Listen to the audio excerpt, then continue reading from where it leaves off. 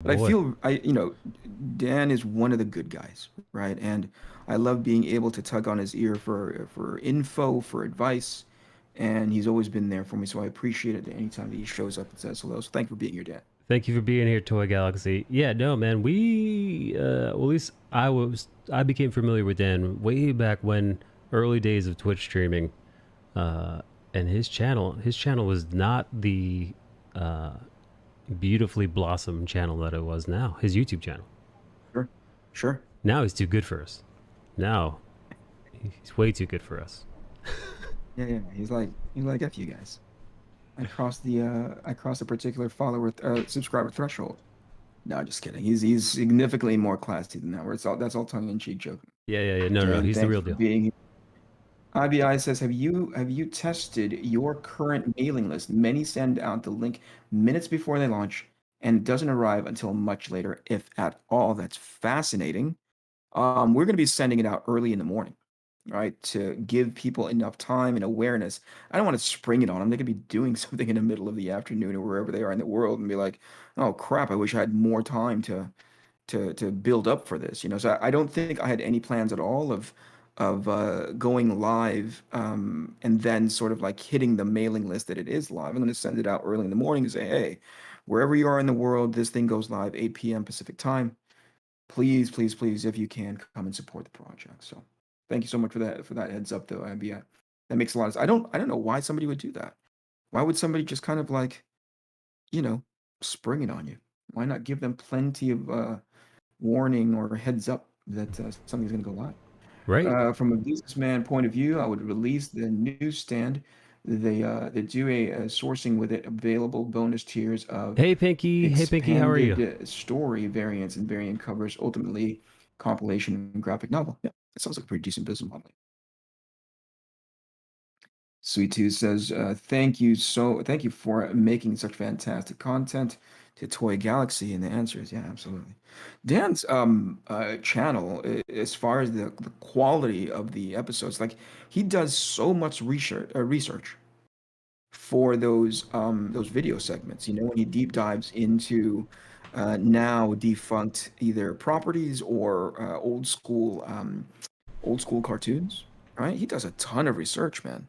Yeah, man. All those, if I remember correctly, he had those images and clips. Yeah, he finds them. I don't know This where guy, he he finds finds those them. things. Yeah, well, that's what I mean. Like, This dude's at the library archives looking at microfiche. 'cause that's where they store old Oh, yes, commercials. Is old, my old toy commercials. yeah, that's where they keep them. The Library of Congress. I'm gonna I'm gonna go iPad right now, since because I want to get some of these pages done. All right, here we go. Ooh, is this issue 5? This is issue 6, buddy. Oof. Should people be worried about spoilers? I don't know. You're in this channel, so there's every opportunity to be spoiled. Look away. Guys, only look at the bottom right corner of the screen. Just focus on Eric's face. Just look at your feet. Look down at your feet. Don't pay attention to me. Guys, I need you to tape a piece of paper over the center of your screen. FBI says you can send a link to the preview page, and it wouldn't be live until you click the campaign live. Gives people time to view your tiers. Just an option. I'll dig into that, IBI. Thank you so much. Those are all fascinating concepts to me and all of it valuable. Why do people say invaluable and valuable? Isn't that the same thing?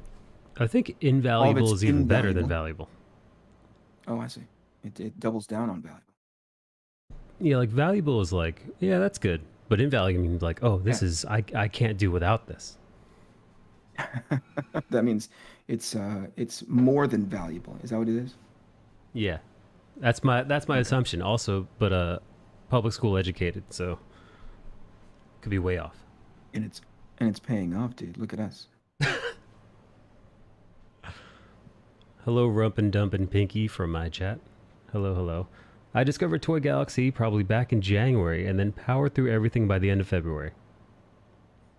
Will Yeah, you? isn't his channel just what do you call it? Binge, uh, like binge worthy? No, not Yeah. binge worthy, but just like available to be binged. What's Yes. the term I'm It's looking for? no. Yeah. Right. Binge worthy isn't the term.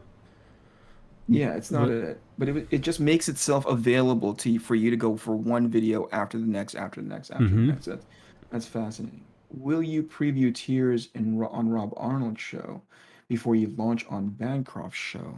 That is a thumb wrestling match that I'm probably going to need to talk to them about behind the scenes and be like, hey, what do you guys think? Are we going to take a look? Although, that's a great question though, Oz. I appreciate that. But I think on Rob's show, the Arc Athena team are going to be there. So we're just going to be talking about the project probably. I think if left to his own devices, I don't know what Rob is capable of as a host. So I'm just going to leave it to him. I just said, hey, it might be a good idea if the team showed up to just start hanging out and shooting the shit.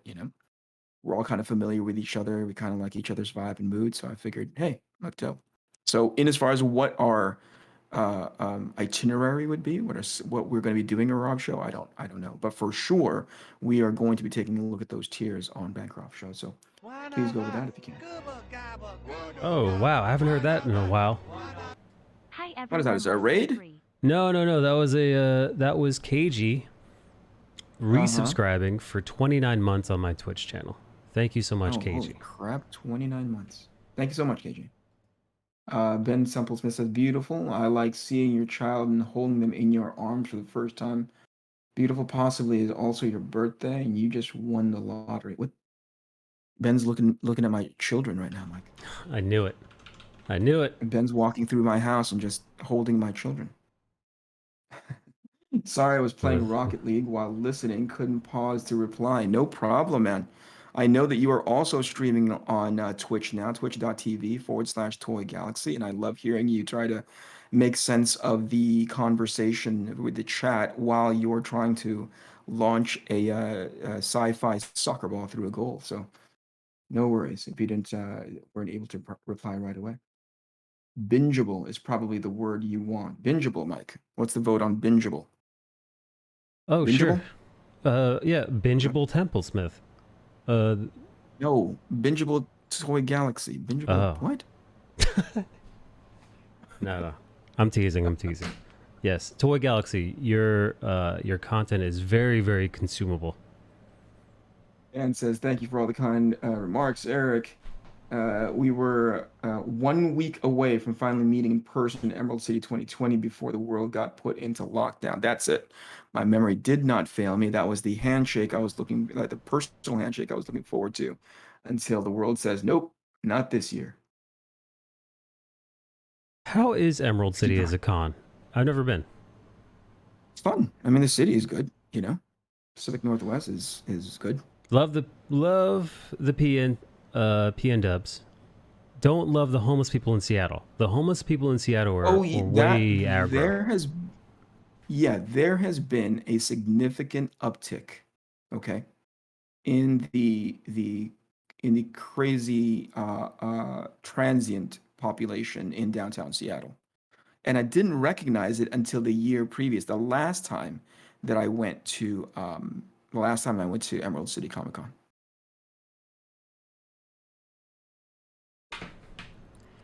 Yeah, no, and by the way, I'm saying this, and I didn't grow up in some soft cul-de-sac. I think you did. I wish. No, man. I mean, I'm walking Gated around the community. streets. Okay. No, man. When I was 8 years old, the kids came up from the projects, and they stole my Huffy. While I was on it. Less than 3. They stole you along with your Huffy. They almost stole me. They got to their clubhouse and they're like, whoa, this ambiguously Asian person is still attached to the seat of this bike. Yeah, we dragged this guy a few blocks.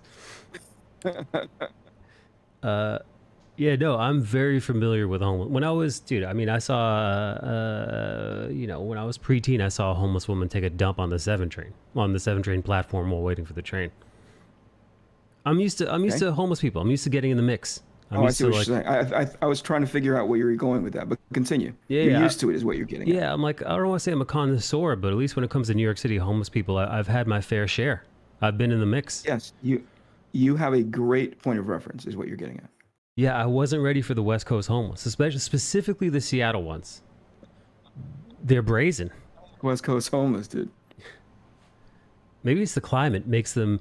Maybe the harsh winter climate in New York City, it humbles the homeless.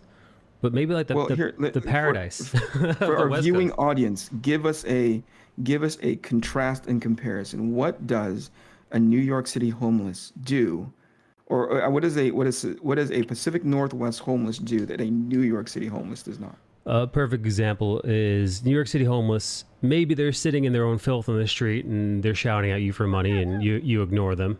You ignore them, and Yes, they go on yes, about their day. Maybe they'll call you. They'll call you a pejorative that you're not allowed to use anymore. Okay, fair enough. They don't play okay, by the rules. They're not okay, exactly politically right. correct. The West Coast homeless, I've seen get in people's faces, screaming at them, No, and then proceed that to can't be true. follow them. So they don't stick to their hot, like New York City homeless will stick to their zone. They've got like a hot zone, and then it's almost like a boss. Like it's almost like when you trigger like an NPC in a video game after you walk away far enough, like they won't necessarily follow you. Yeah, yeah. Not the Pacific Northwest homeless. They follow. What They'll do they trail do? you. They follow. Right. They're next level NPC. Yeah. They're on legendary mode. Right, right. I get it. All right.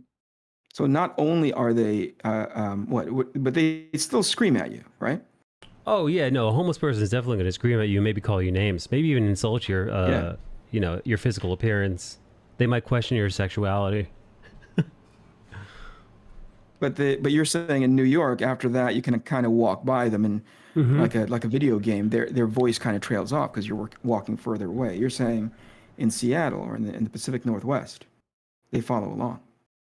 Yeah, yeah. No, I watched this, dude. I was actually a little bit frightened because listen, I was walking down this This street. happened to you. So it sounds like this It happened to wasn't you. This me. isn't like some.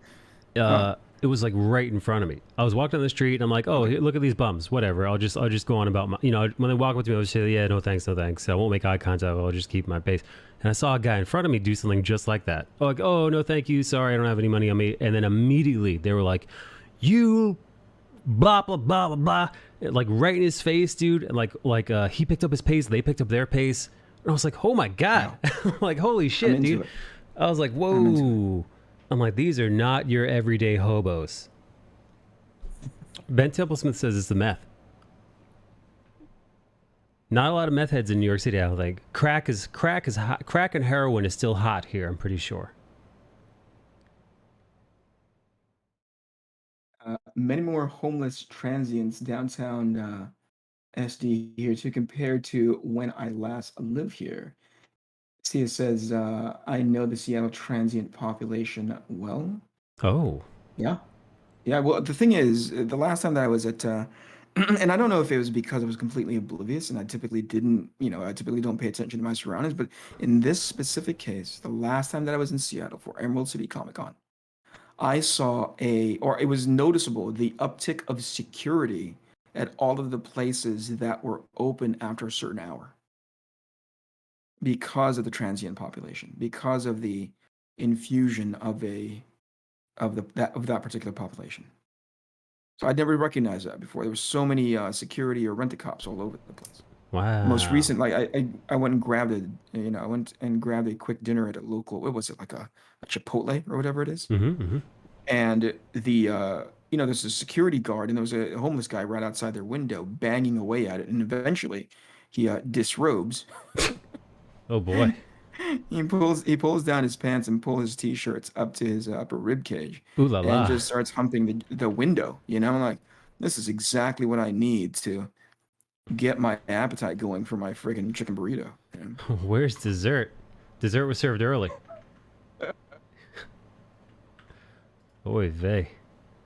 Tried Wow. signing up on the mailing list many times, but never received any emails and nothing in my spam. I think this is Hackfire? Sacrifice? Sacrifice. Talking about our mailing list, Mike. So here's the thing about that. Like I always feel funny about once you sign up and it does the whole congratulations, you've signed up. You know, Yes. I was torn on whether or not I wanted to have that automatic reply to confirm that you had because I feel awful about bombarding your mailbox with something that you know you had already done. Now, the counter argument could be, to Sacrifice's point, is I need confirmation that I had actually signed up for it, you know? And Right. it's rare, and I'll reassure you here, it's rare in an instance in which you signed up for the mailing list that I did not receive your sign up. So, what do you call it? You can be rest assured that it did get through. It's like a 0.00 chance that it did not, but I understand your point to say, like, I wish there was a confirmation thing to say, congratulations, you're on the mailing list. I just feel really bad filling people's mailboxes with stuff that I myself would find as an inconvenience. So, Sure. anyway, Yeah, no, you don't want to spam people. yeah, even by accident, you know. Buck Fang says, oh shit, I'm here live. Thank you so much for being here live. Hello, Buck. Look at all these art superstars in chat. Oh, look They at that. truly are Oh, art look at these two superstars. talking. Ben Templesmith Yeah, and I dig it. Did you Sia. throw him some singles? Could have made it rain. No, I was fully honed in on my burrito. As soon as I saw pants go down and I saw like hip gyration, I tried to look away as quickly as possible. I would have looked right at him, eye contact while I ate. You would have not broken eye contact. Is that what you're getting at? Me and him, our eyes would have met. It would have been like out of the Notebook, dude, out of a Nancy Myers novel. Would have started raining. It was not for me. I'll tell you what. That man had not groomed in a while. That's all I remember. Yeah, I was walking down the street the other day, and a homeless guy pulled his dick out at the bus stop. I was walking Yes. around Forest Hills, Queens, Peter Parker's neighborhood, and walking down the street. You could recognize that neighborhood? Yeah. Forest Hills is one where they filmed. Tobey Maguire filmed the original Spider-Man parts, and yeah, no. As far as the Spider-Man origins, as far as Stan Lee and Steve Ditko put them together, Spidey's from Forest Hills, Queens. Okay, so let me get this straight. When you're watching these Marvel movies, right, and it happens to be, Spider-Man, Peter Parker's like running around a neighborhood, do you have that level of awareness to go like, oh, I know where that is? Bang, you're the best. Not everywhere where they film in New York, because I haven't been everywhere in New York. Like there are places in Brooklyn or the Bronx that I'm unfamiliar with. But like if it's a place in Queens or parts of Manhattan, almost certainly. Yeah. I'm like, oh shit, they're on fucking oh, they're in Woodside, Queens, or oh my god, they filmed that in wherever. Gotcha. Okay, continue. What were you saying about the bum?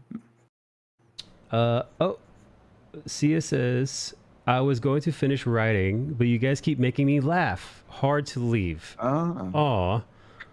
It's so weird. I pulled up my Instagram to post. I pulled up my Instagram to post that I was going live. And sure enough, Yes. like clockwork, like third post from the top. I can actually show you guys. You guys can see on my phone here. For those that are watching on my stream. Third post from the top is literally Sia at her desk talking about RGB lights. That's funny. That's neat. What does that mean? Why is she? Why are they talking? I Why was she talking RGB lights? I don't know. I didn't. Something about cyberpunk. And something about a Gundam. I don't know. I perused it. Yeah. You're like, I paid attention just enough to know that it was her, Yeah. and just enough to recognize that there are RGB lights. Yeah. But unfortunately, I didn't give a care enough to exactly understand context. I was thinking about homeless people and their genitals. I was distracted. No, it was this homeless guy at a bus station. He drops his pants down fully. Yeah. Like so he's just full Pooh Bear, just a dirty Pooh Bear. t-shirt. And then he starts bending over. He spread his legs and he starts bending over. Like so his butt cheeks, so he's in the bus stop and there's a glass wall and he's got kind of his butt cheeks up against the glass wall between him and people walking on the sidewalk, like yours truly. Yep. And then he starts bending over with his legs spread. So I see his dick between his legs dangling, and he's like, I don't know what he was doing, man. It was almost like he was doing like a Jane Fonda workout at the bus stop. And sure enough, dude, I see this little boy and his dad walking hand in hand. And then the little boy just points at it and just starts cracking up. And I see his dad like pick up the pace like twofold to like get him past. I'm like, oh yeah, that's what it's like growing up in New York City. That right there, that was me at some point. It makes sense. Wait a second. What was it like growing up in what do you mean by that? Like I was at some point that little kid. you're walking down the street with your parents holding Pointing your at bums with yeah, like pants pulled. yeah, Yeah. like you might be walking down the street with your dad or mom, and then you might see a bum's dick, you know? that's that's And that's you're like, oh, that's it's the thing. Tuesday. Yeah, you're like, hey, New York, hey, I'm walking here. I am not a big city kid, although I'm an old man, but I'm not a big city kid, so I could never really get comfortable in New York. I've visited many times, but I could not see myself living in that city. Some people are DNA built to be in that city. It sounds like you are, Mike. I think what happens is after I don't know, maybe it's living here or after spending enough time here, you get kind of Yeah. inoculated to it. Like And okay. it's like I've got the vaccine, so it doesn't register. So But I like, know a buddy of mine lives in San Diego full time, right? But just cannot get enough of New York. Just absolutely loves it. Like whenever he goes there, he says like he feels the energy and it kind of, excites him and it like obviously energizes him. And I was like, not for me, dog. I Not for me. I've said it before, man, and this is like metaphorical and maybe a little poetic. I feel like the city is its own living, breathing entity. Like as if we're Ah, all get the fuck out of here, we Batman. are like all cogs in a machine in this living beast, and either it'll eat you or you'll assimilate. One of those two things. That's your assessment of that city. That's Yes. too poetic. Is that too poetic for New York? Chat, people who've been in New York before. Is Mike just kind of waxing it on a little bit too thick? Anybody? Anybody?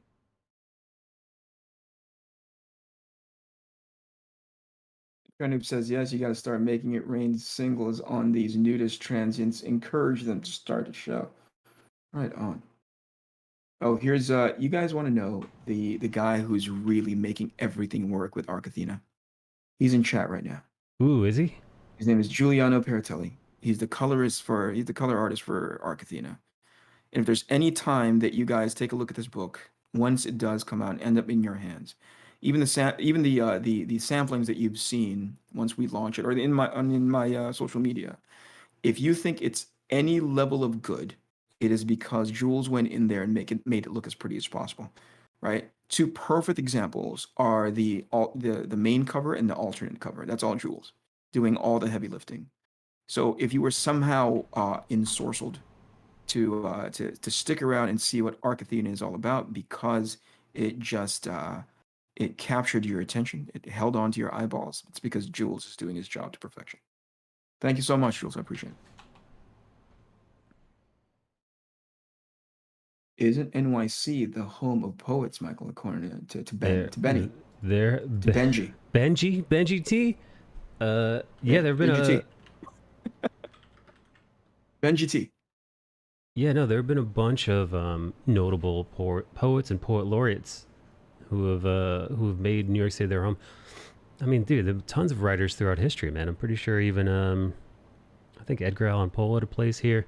There's Dylan Thomas. I think Dylan Thomas died here. You know better than me, man. Yeah. Jack Kerouac is famously written about. I mean, this is it's New York City. It's hard to come here and not feel something, even if you hate it, even if you can't stand it and loathe it. You feel something. I don't know what it is. Well, yeah, you're absolutely right because I don't know what it is, but when I go to New York, I get depressed. I That tracks. It's one I of the don't know what it few. is. It's one of the few cities where you could be surrounded by as many people as you thought possible and feel utterly alone and isolated. Mm, It's mm. this weird thing where you could be surrounded by people and no one will even give you Yep. the time of day. Oh, sure. Like literally, you could pull your penis out and people will walk around you and maybe some will take notice, but even eventually people will just keep until you get arrested. Like that's the kind of level of nonchalance, call it jaded, uh, that you're dealing with.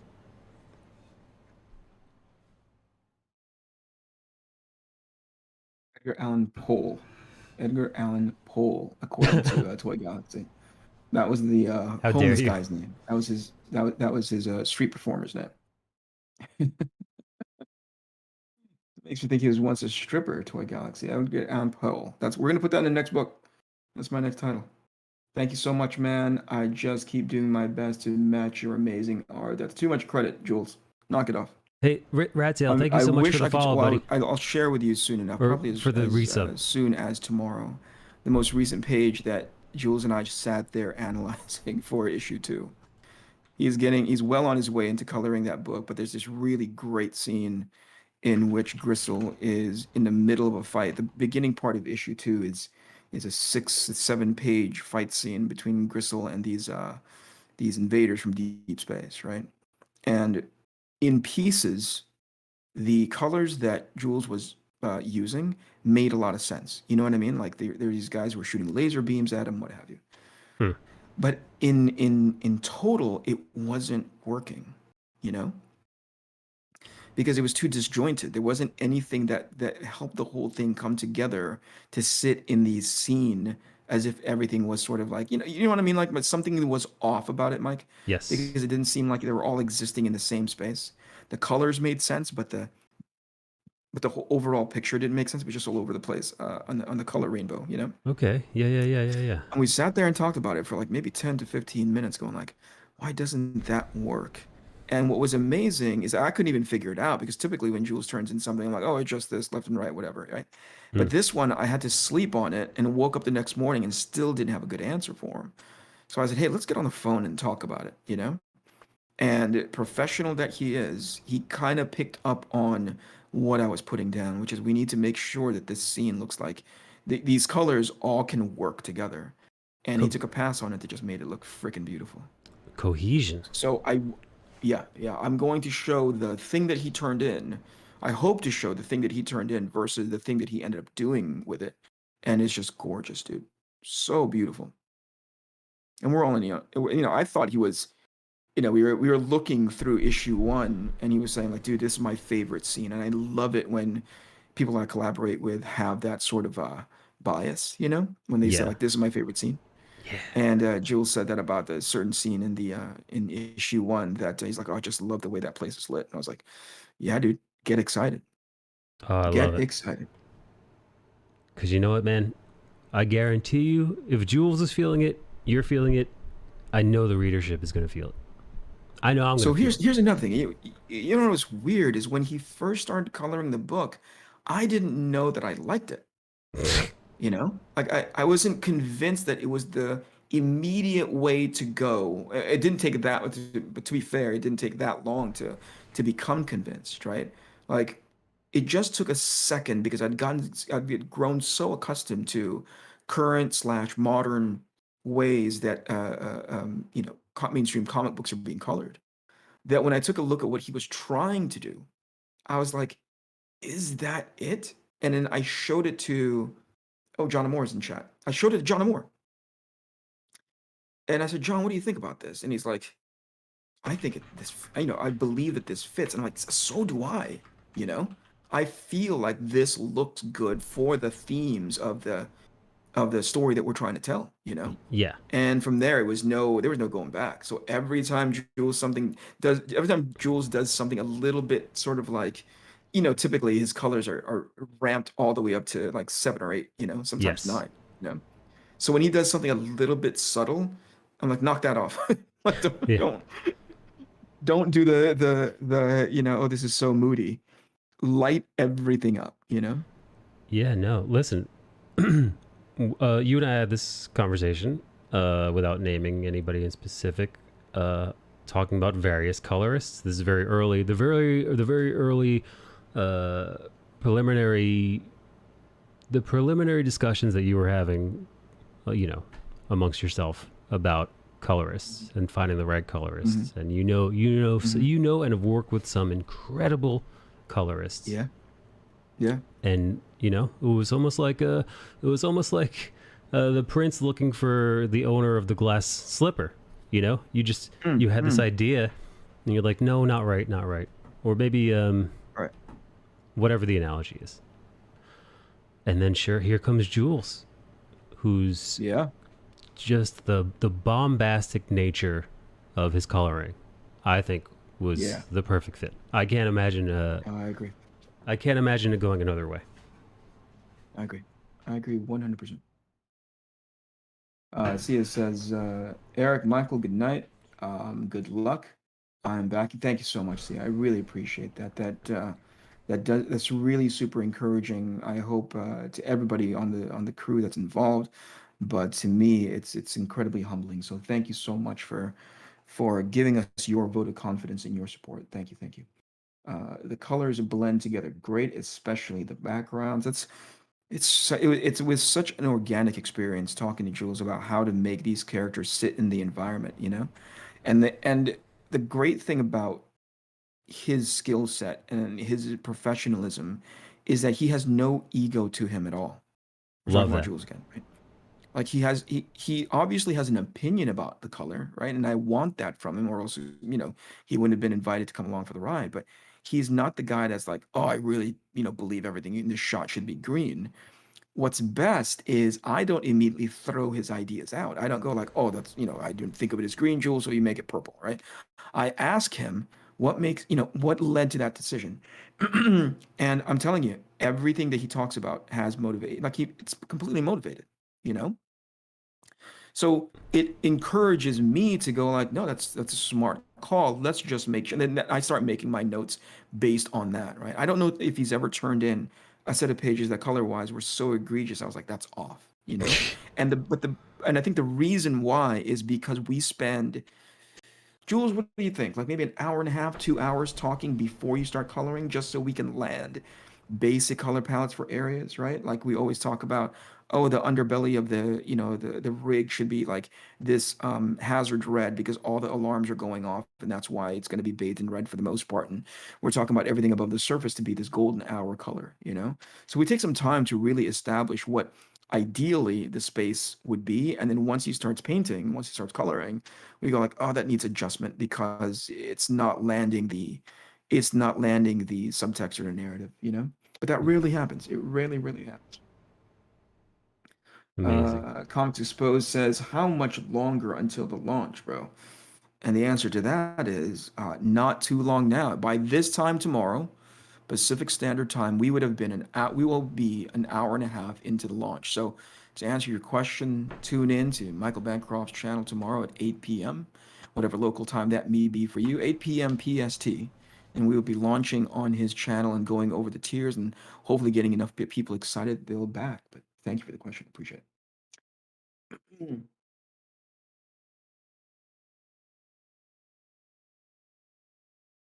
John says, Eric, how excited was your team to get there? I'd ask John Moore to develop a schedule for me because obviously once we launch book one, we are effectively committing ourselves to having this at a cadence of release for like every quarter or so. Mm-hmm. So the idea is that, we're going to be releasing no more than 4 books 'cause I don't want to kill the team, you know. So maybe as few as 3, maybe as ambitious as 4, but definitely 3. And by doing that, you kind of have to start setting calendar expectations for the team. And because I couldn't quite wrap my mind around how to do that and communicate it, visualize it for the each person in the production pipeline, I reached out to John Moore to use the thing that he was using in order to track his book Urban Animal and his progress. It wasn't exactly what I was looking. It's quite useless, is what I'm saying. It was useless. John spent a ton of freaking time developing this thing for me, and it was as close to it was as useless as nipples on a man, you know? So thank you very much, John. I appreciate the time and effort that you put into it. I know I took you away from a game of Overwatch. But yeah, I couldn't use it, buddy. Oh, that's hilarious. Apologies, John. I'm giving I'm giving John a hard time.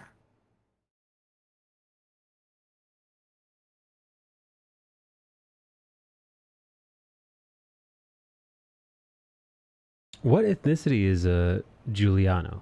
He John is, I think, part what is John, would you say? Eskimo and Part Eskimo? Uh-huh. Labrador Retriever. Yeah, that's in line. I had him DNA tested just yesterday, and that's accurate. Yeah. You're asking about Jules. You're asking his nationality. Yeah, man. He sounds super Italian. He sounds about as Italian as if he told me his name was Pepperoni Fettuccine. That was who he is. Probably not. Nope, that's highly offensive.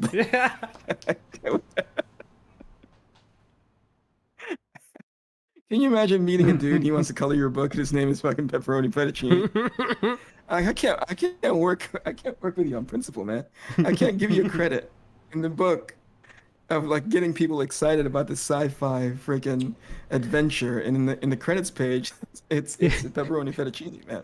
People are gonna I think can't I have was you on the sponsored by an spot. Italian restaurant in Queens.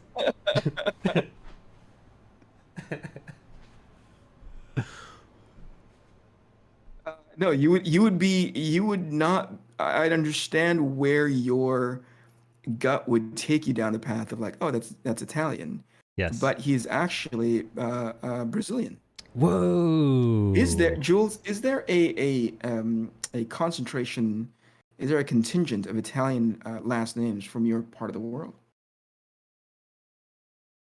Because Mike's not alone in that sort of like assumption. When I first saw your name, I thought like, oh, of course he's Italian because Italian.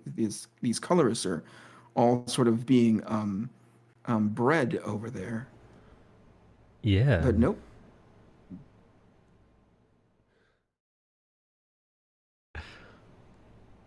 Oh, that's so cool. No, I did not know he was Brazilian or Portuguese.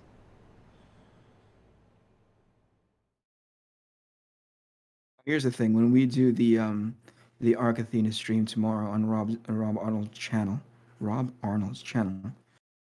Jules is going to be there, and he told me behind the scenes, and I hope he doesn't mind me telling this story, but he's a bit nervous about the whole thing because he doesn't think that English. his English is up to snuff, right? And I'm like, you don't have anything to worry about, man. I stream, and I Yeah. definitely my fucking English Yeah. No. is nowhere near where it needs to be, but YouTube lets me on anyway. We'll be Ditto. fine. You'll be fine. Oh yeah. No. Listen, Jules. This is the internet, man. This place is chock full Yeah, of lunatics who can barely get out a coherent thought edgewise. You're listening to one right now. It's as fine. as you stumbled through that Yeah. freaking sentence. Case in point. Point proven. Listen to this. Ben says Argentina is very Italian, at least when I went there. What is that?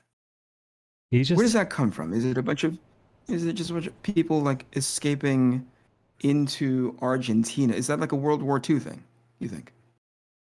Oh, I mean, Argentina is, I mean, like super European. From I've never been, but from the photos I've seen, from the photos and videos I've seen of like, you see like From the cartoons I've watched. I've seen commercials. I've seen a bunch of hot, hairy Argentinian women who look like they're from Spain. I wonder what that is. I wonder where that lineage or that concentration comes from. Oh, Jules said there was a huge Italian immigration to Brazil in the 19th century. Also, Japanese, big Japanese population in Brazil. Where? Really? Yeah, yeah, yeah. Did you also see this in No. Just in the too hot for TV channels? no. Just any MMA fan knows the birth of Brazilian Jiu-Jitsu, stemming from that immigration of all the Japanese there. Okay. No idea, but their capital is the Paris of the South, says Ben. Ben is just making things up now. Ben GT is just throwing things out there and seeing what sticks. Ben, He's just trying to I need you to brag be a that little bit more responsible. he's just trying to He's brag that worldly. he's whored his way around South America. Forward his way. Yeah, I agree. They call him the South American gigolo. Ben.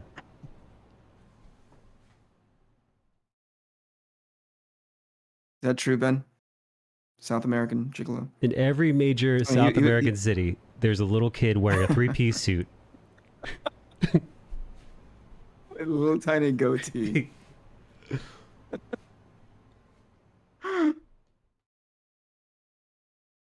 Look This up. is how we lose our friends, Michael.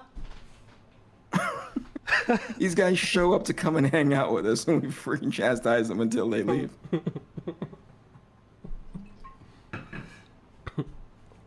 Oh boy. Oh, he says he's too skinny fat for that. Bang, bang, you're the best.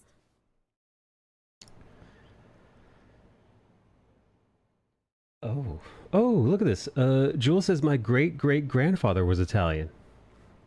Oh, there you go. That's where that comes from. There it is.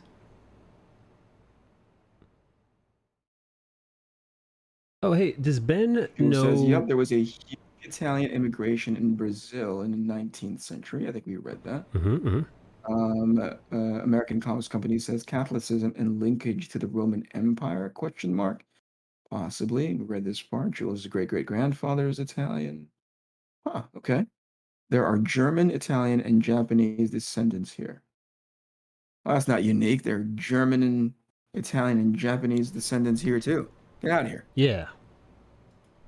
Hey, Cattlebug. Hey, everybody. That's on not my Twitch special. stream. Does Ben know John Moore? Do those two know each other? Because they've got they share a Justin Jordan. They share custody of him. What does that mean? Oh, Well, John gets him on the weekends and every other, Tuesday, and yeah. BT gets him the rest of the time. We're gonna try all of these nicknames until one of them sticks, right? Until one of them feels natural enough.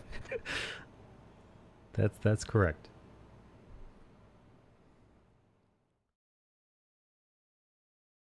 So if I wasn't so exhausted, I'd be more nervous about this launch tomorrow. But I am tired as fuck, man.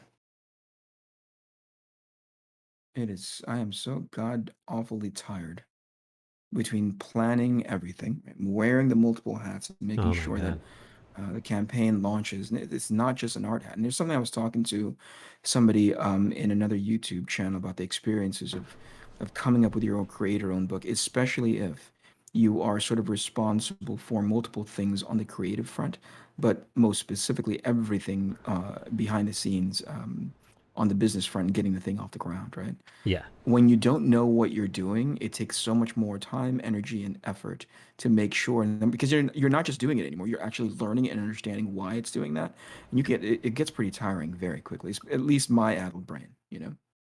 No, man. I mean, from watching you from the sidelines, seeing what a gargantuan task and undertaking this was. Dan says he's got to bail. Have a great night. I'm excited for the launch tomorrow. Thank you so much, Dan. Have a great Thank you, evening. I hope Dan. you had a good stream on your Twitch channel, twitch.tv/Toy Galaxy. Excuse me. Continue, Mike. What were you saying? Oh no, just seeing all the different various things that you've had to learn. Yeah. I mean, Yeah. just. And admittedly, I had a ton of fun. You know, I loved knowing all of that stuff because I just know long term it's going to be super helpful, right? Anytime that I even want to try something like this, right? So it was a lot of fun. But in the moment, oof, Oh, there's yeah. a reason. And I was, who were we talking to? We were talking to somebody, and they say like they're kind of they were puzzled why not more creators go down this sort of crowdfunding / creator owned route, right? That's not immediately associated to something like image, right? Yes. It's because I think if you're smart, you know, you would do a ton of research beforehand, right? You would look into what it takes to get something not just off the ground, but obviously as successful as possible. And at some point, you start seeing all the hoops that I had to jump through, because I'm more than happy to give away as much of that information as possible. So if you do any sort of research at all, right, you'll start seeing how much work is involved.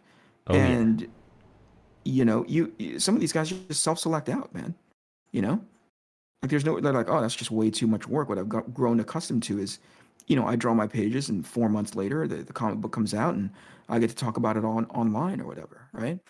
But not everybody is cut out to, gosh, when were the in the past 48 hours just going over the campaign page and making sure everything makes sense like you're almost trying to mind read where the backer's brain is going to go so that they won't be confused and therefore like, oh, I don't know what to back at this point.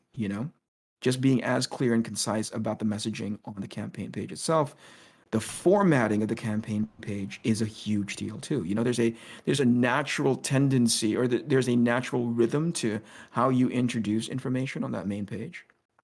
It's kind of like, if I tell you, Mike, explain to me the natural formatting of a typical menu for a restaurant, you'd know, right? Like at the beginning, there's going to be like the appetizers somewhere, and there's going to be the salad, then the main courses, or if there's pasta involved, it'd go before that, and eventually dessert, right? That's like almost standard with any menu. Yes. That similar sort of formula, when you're thinking about it from a backer's perspective, that same exact formula exists on a campaign page, Oh, for sure. right? Yeah, big time. You know, but even that, even learning about the various placement of images, the type of images that you should include, where, where and what should be written. I mean, it's all like it all matters. It all matters, Yep. and Yep. it all is something that you should know, and it's something that you're going to have to learn, and that's part one of 1,000 new things that you'll have to pick up Exactly. on top of the making Exactly. of the And damn thing itself. yeah, yeah. And that's the other thing. I was like, I had to get really, I had to get intimate knowledge of what it was, or, building a relationship with the actual printer. You know what I mean? Like just Yeah. understanding printer lingo took a lot, right? Oh, for sure. Just understanding what they're talking about when they're talking about like end sheets and blah blah blah, points of, the kinds of paper that they need, what kind of setup that they have, the terminologies for what goes into a hardcover book. All of those things you kind of have to, you want to, at least for me, I wanted to learn, because this wasn't going to be the first time that I do a book like that. It's got like five more. Right, right, So right. learning all of that was critical. But again, because it's all brand new, it can get frustrating very quickly. I can admit that I got frustrated a bunch of times going like, God, this isn't as intuitive as it can be. But after you do it, after a while, you do it enough times, you're like, oh, I get it. I know what this paper is. I know what the formatting of the cover is, because, as a hardcover, it's going to need a spine. It's going to need a hinge. It's going to need, where can't the spot UV can't, where can that not go, right? So Yeah, all yeah, yeah, yeah. fascinating, all helpful, but again, exhausting.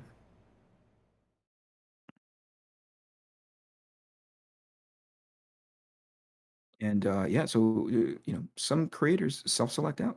It's just way too much for them to deal with, Well, I and mean, I'm not surprised. I'm not surprised. even our beautiful John Amore, he opted to have a third party take care of all of that, Yeah, super smart. which yeah, So here's the of man course. who introduced me to Jules's work. His name is Eddie Winkler, and he's got a book that has either funded already, or is in demand, or is currently funding. Forgive me, Eddie, but he has a book called Sovereign Wolf. And I remember looking at a piece of art that was helping to promote that book, either upon launch or maybe right in the middle of the campaign. But I distinctly remember seeing it and seeing the high quality of art that was involved. I think it was letterer, artist, and creator Eric Weathers who pointed it out to me. And my question was, who did that? And Eric wasn't quite he didn't know who the artist was, but he knew the title, he knew the property. And I said, no, not the artist, the colorist. And once I Ooh, learned that it was like, I was like, oh my gosh, that looks so awesome. I proceeded to go hunt down Jules as quickly as I possibly could, and I think I made things a little bit more challenging for Eddie in order for Jules to work on his book as he's working on mine. But professionalism always wins the day, and if nothing else, Jules is that. So Eddie Winkler says, "Hey everyone, looking forward to the launch. Good luck and congrats." Thank you so much, man. I really, really do appreciate that.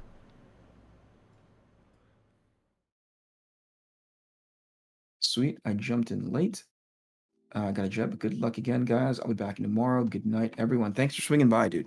And thank you for keeping us company. Short as it was, really appreciate you being here. And thanks for the vote of confidence, too.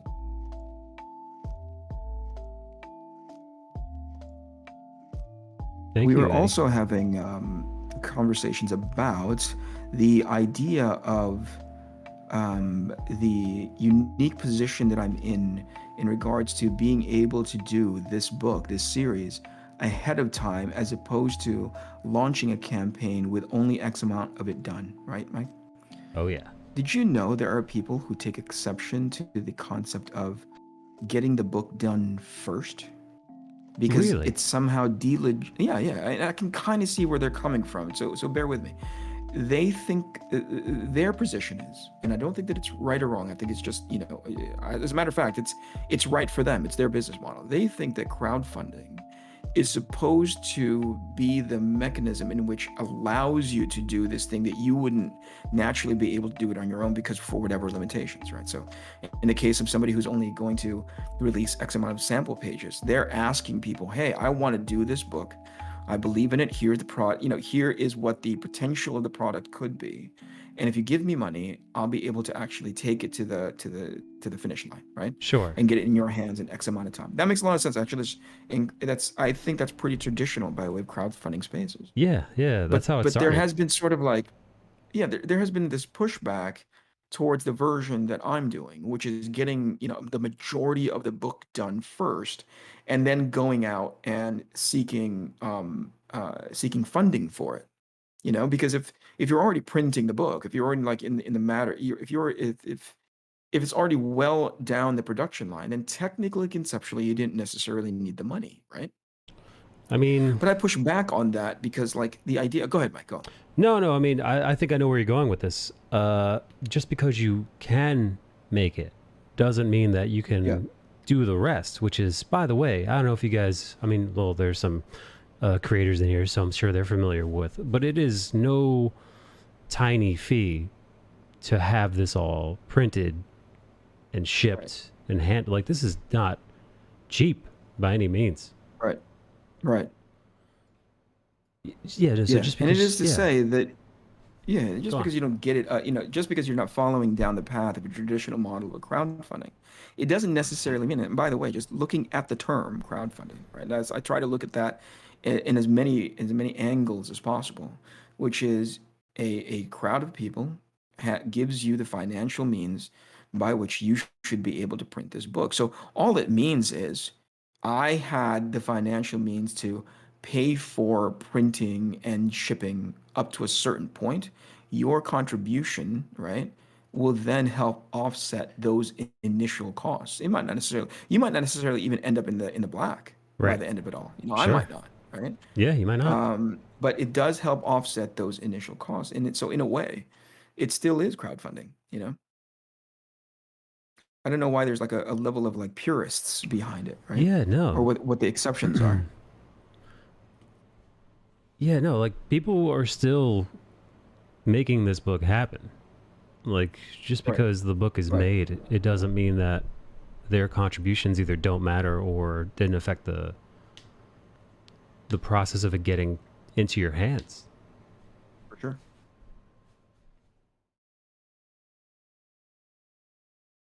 Ben Templesmith says, I'd always prefer to have it done.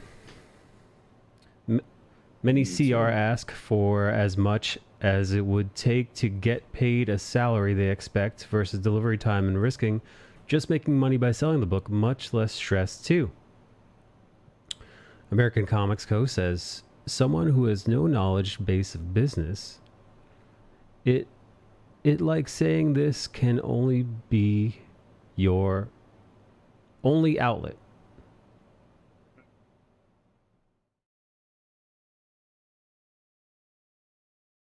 John Moore says these purists sound like they just don't want the book. They forget that they get a thing. Yeah, I don't know where that purist side comes from, to be perfectly honest with you, but that's not up to me to decide. Everybody is, Cool. welcome to have their opinion. My attitude is like, yeah, well, it's not as if I don't need the money. I just don't need it at the time that you do, Right. Yeah, in no. the overall schedule that you may have, right? I just don't need it then, right? So, um, I am in a position in which I can pay for my collaborators upfront or at least ahead of time, but you find a way to recoup costs at that point, right? Comics Exposed. Ben Templeton was really looking forward to more Fell. Sorry that didn't work out. Yep, I hope this book has a long life beyond the CR that originally makes it happen. Oh, I forgot there was a whole stink about that. A whole hubbub. Yeah, there was a whole lot of hullabaloo. Speaking of hullabaloo and crowdfunding, do you remember when there was a bunch of I'm just gonna call them Twitter lunatics, who got You have to be more into- specific, Mike. yeah, I know, who got into a tizzy. I'll tell you what they got upset about this time. Was about Tell me. it was about Boom crowdfunding the Keanu Reeves vehicle of Where are you on that? was it Berserker, whatever his book was. Yeah. Where are Because you it on made that? a Where do you couple million stand on- dollars. I think it's fantastic. They yeah. took a crowdfunding platform and said, "Hey, listen." Now, I know why people are kind of freaking out about it, because conceptually, between Boom and Keanu Reeves, they didn't need to crowdfund the book. They're effectively using Kickstarter or the crowdfunding platform as an ordering platform. Yes. So I can understand why they thought that it was kind of unnecessary. It was sort of like, I don't know. I don't want to say it's gaming the system, because there was no system to game. They were still going to get attention about it no matter what. Maybe that they didn't have to spend any, similar to my position, which is, you don't have to raise any money up front, right? Right. They still needed to go back and draw the book. So it's all kind of the same, right? What I didn't like, and I think this talks to your comment about like these psychopaths, right? That assumed or just proposed the idea, and I don't know where this is just like a level of insanity that I'm like, what makes you think that? That by Keanu Reeves crowdfunding through, the platform of whatever the platform in question, that it somehow took away from their Not here for the orgy? campaigns. Oh, that's right. That is 100% That's the right. part where I was like, you're a fucking insane person. Oh, hey, I'm getting rated right now. Do you want to know who's rating me? I'll tell you. It's the one, the only, the beautiful, the vivacious, the creative, the legend himself, Mr. Bernard Chang. Hey, Bernie. How are you, man? Bernard Chang, what's up, man? Oh, you know what? Always a pleasure to be able to chat with you, buddy. Dude, Bernard, I finally got a chance to meet him Chang. last month at a tiny... Hey, thank you for the resub, Kabong. Appreciate it. Guys, I'm here. I'm hanging out with Eric. Everybody. We are less than 24 hours to the launch of Eric's Arc Athena, his crowdfunded Indiegogo campaign, which is soon to be upon us. And holy shit, you guys, you're fucking not So ready. exciting. You're not ready. It's gonna be. You guys are gonna be. You'll see. We'll see. I've got to eat a little crow. Bernard reminded me. I haven't really been streaming as much because I had some personal stuff going on the last week or so. But I've got to eat some crow because... Crow eating. What's a crow eating? Well, I doubted Shang-Chi. Yeah. I said the trailer looks lame. Yeah. I said I don't know about Simu Liu as a leading man. How dare you? Yeah. And I was Dare wrong. you? I was You wrong. enjoyed I was yourself, is wrong. what you're saying. I You was enjoyed wrong. yourself. I get it. Shang-Chi was dope. Shame. Yeah. Okay. It was Shame. it was a damn Shame. good film. It Here we was go. weird. But like in a good way. It took some twists and turns, and at the end of the day, it was very entertaining, very fun.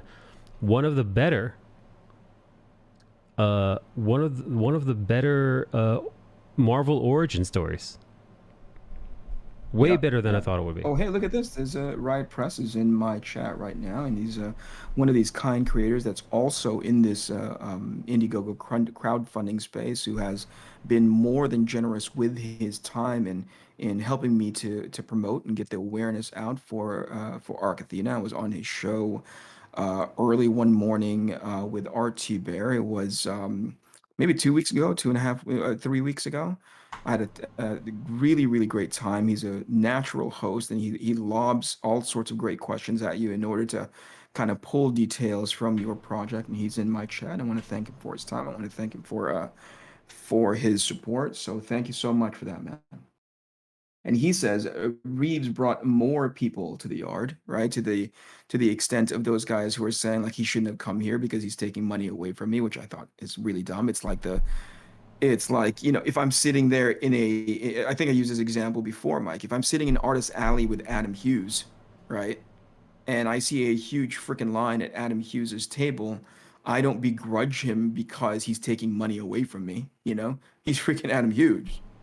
Like Adam Hughes. He's not taking money out of my wallet, right? If anything, I should leverage the fact that there are a ton of people around him, potential customers with money in their pockets to say, hey man, come if you like that, come and look this way. Instead, it's somebody else's fault always. No, zero personal accountability in place. That bugs the shit out of me. Did Mike leave? No. I'm just I was just catching up with the chat. Hello, Domo Stanton. Thank you so much. Hello. Hey Rogers, and hello, Riot Press Productions. Yeah. Look at all these amazing Amazing. creators in here.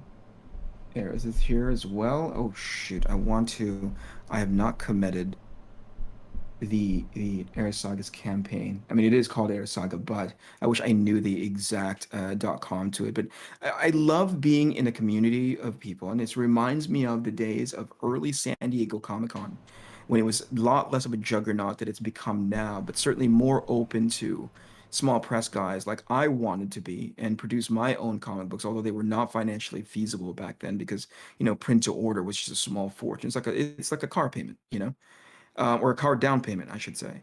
But when I'm in a group of people who are in the same sort of like headspace, business space, creative space of just like trying to come up with a product that they believe there's a waiting and enthusiastic customer base for, I am so proud to be a part of that a group of people. It reminds me of what my friends and I used to do when we'd go to San Diego Comic Con and set up at a table in either Small Press or Artist Alley and try to freaking move units.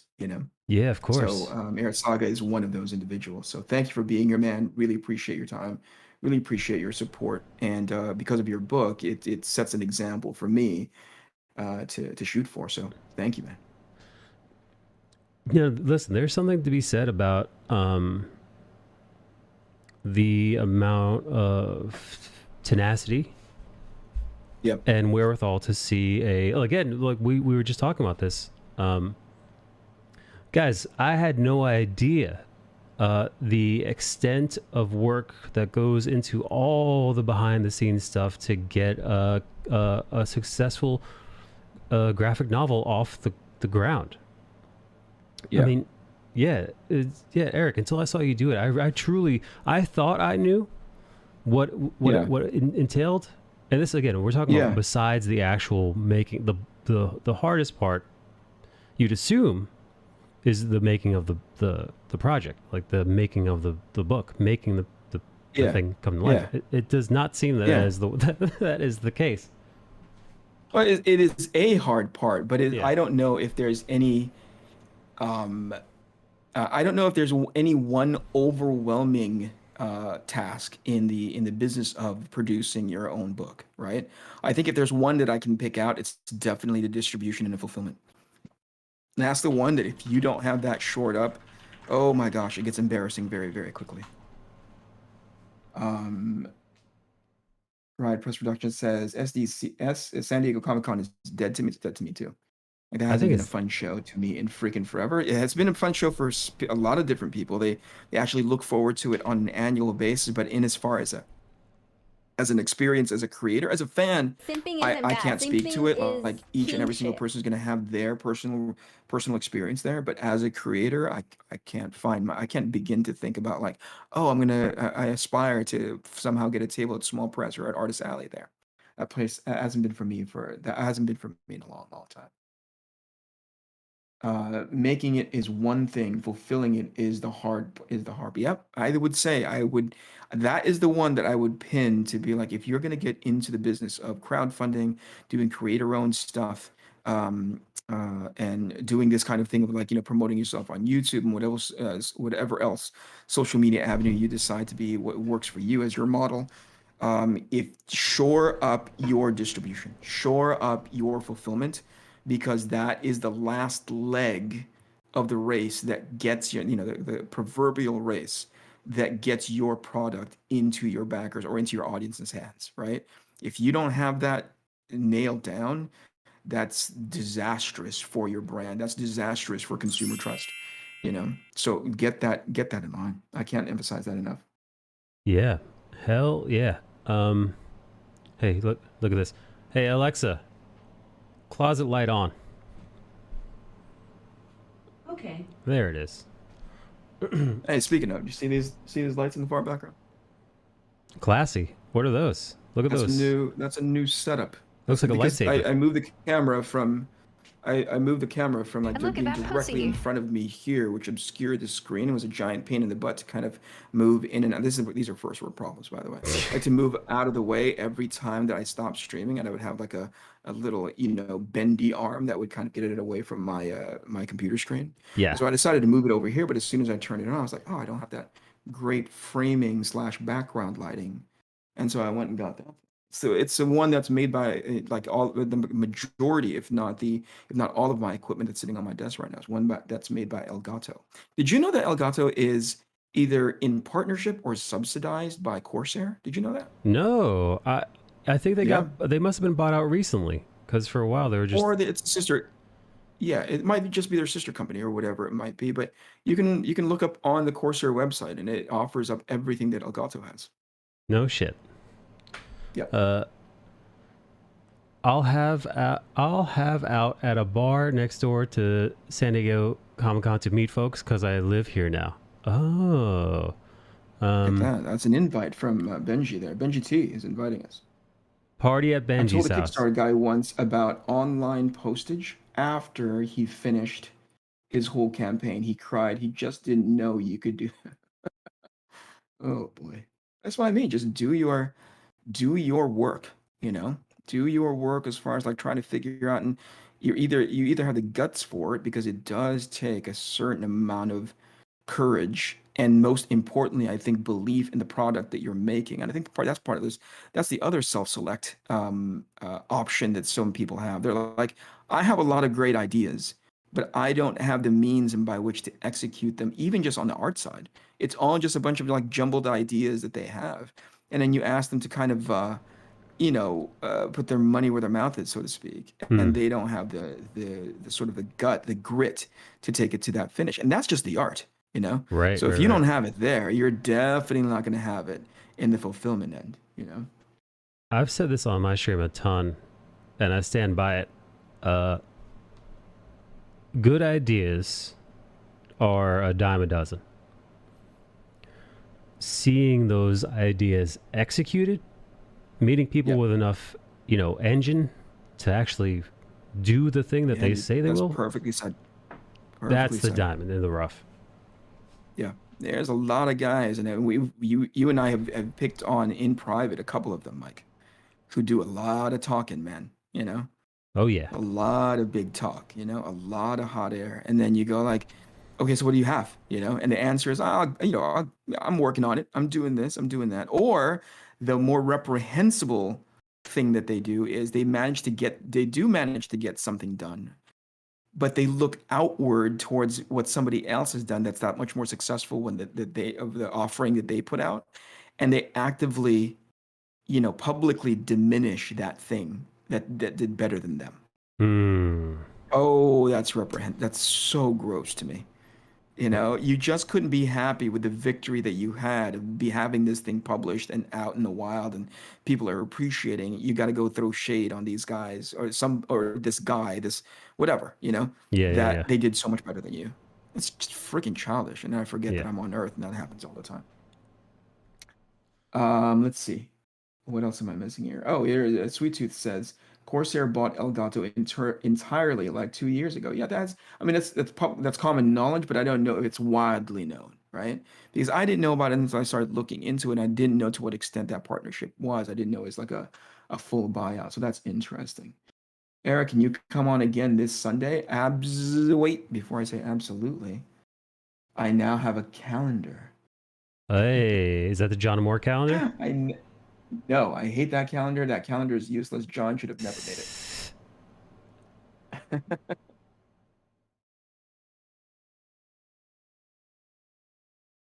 By the way, I keep referring Now me a pussy mix. to Patrick as Riot Press, but that is Patrick Thomas Parnell under his company logo and his uncompany brand talking in chat right now. So if you could be so kind as to go either follow him, visit him, support his campaign. He has a book out. I'm not exactly sure if it's still available on in demand, but he was kind enough to send me a copy of it. I think it's almost like, hey, dude, it was in appreciation for what I was doing, and he was kind enough to send me a copy of it. It's called Johnny Phantasm. If you can go search that out on Indiegogo, I'm sure he would appreciate it. But he's currently working on all black and white. Forgive me if I'm misrepresenting this, Patrick. I think it is his take on the Ichabod Crane / Sleepy Hollow story.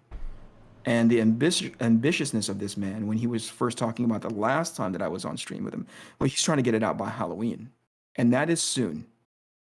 Oh wow, yeah, wow. Yeah, he's just trying to crowdfund it and have it into people's hands by Halloween. So I mean, it's thematically, it's in line, right? So my admiration is high. Anytime somebody says, "Hey, dude, I got like a month and a half or 2 months to get this thing done," I'm pretty excited, but also like morbidly curious to be like, how is this gonna work, dude? I'm struggling trying to get this one book out. And he's like, I'm gonna do it. And this is what happens when you've been in this space for so long. I suspect this is what happens when you've been in this space for so long. It just bolsters your confidence that, "Oh, I've done this before. I can do it again. Anyway, good luck to him. Let me check my calendar again because I do not want to commit to a Sunday and then there's already something in that time slot. So the answer is yes. I'd love to, Patrick. If you'd have me again, I'd love to be able to talk to you and your audience about the campaign and get more awareness out there and hopefully a little bit more support. So I'll take you up on that any day, man. Hey, look who it is. It's Papa Chocolat. Oh, it's the better Eric.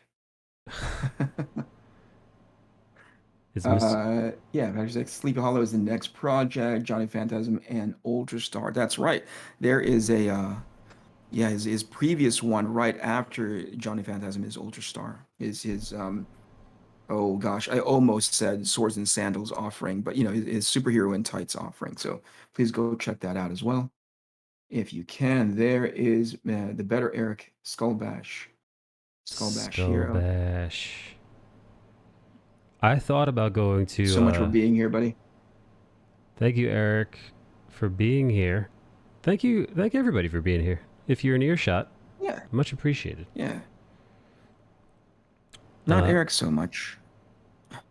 Eric is he's just everywhere. He's a good egg, that Eric Bonham.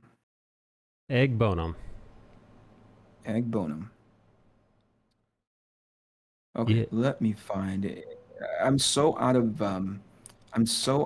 practice drawing these pages and these characters, Mike, because I had to take that extended time off just to get this campaign in line on the more administrative end of everything, right? That I've forgotten how these weapons are drawn. Once I incorporated to memory, I don't know how to like, oh, what does this trident look like again? And it's It's tragic. Go to your reference. Where's the reference sheet? Man, Uh, I'm looking. I'm looking, buddy. Oh, look at that. Parnell and Bonhomme went to college together. oh yeah, What's was up it with that, Rigby? man? Small world. What the heck? Did Bonhomme go to a college called Rigby? Yeah, I believe he went there with you know who else went there? Torianne. Victoria Oh, right on. Goodvilas. Right on. That cutie pie. Yeah, okay. Whom I haven't seen in what feels like forever, but awesome. Uh, Ringling. Ringling they went oh yeah, to together. that's what it's called, not Rigby. Ringling. I like your Apologies. made up school better though. Rigby. Rigby. Close enough. Listen. Everybody knew. You know, Everybody knew who you were talking about. Listen, I'm curious. How many of you guys actually went to art school? In the chat. I know Bernie went to art school. Bernie was actually on the basketball team for Pratt. Bernie went to school with a bunch of luminaries. His classmates are. I mean, Bernie's no pushover himself art wise, but the people that he went to school with, a good chunk of people there. NCAA Division III. Is that what Bernie just said? Yes. He just had to put that in there, dude. He just had to. He couldn't help it. I got my degree in architecture. That's so Bernie. You know what's so crazy?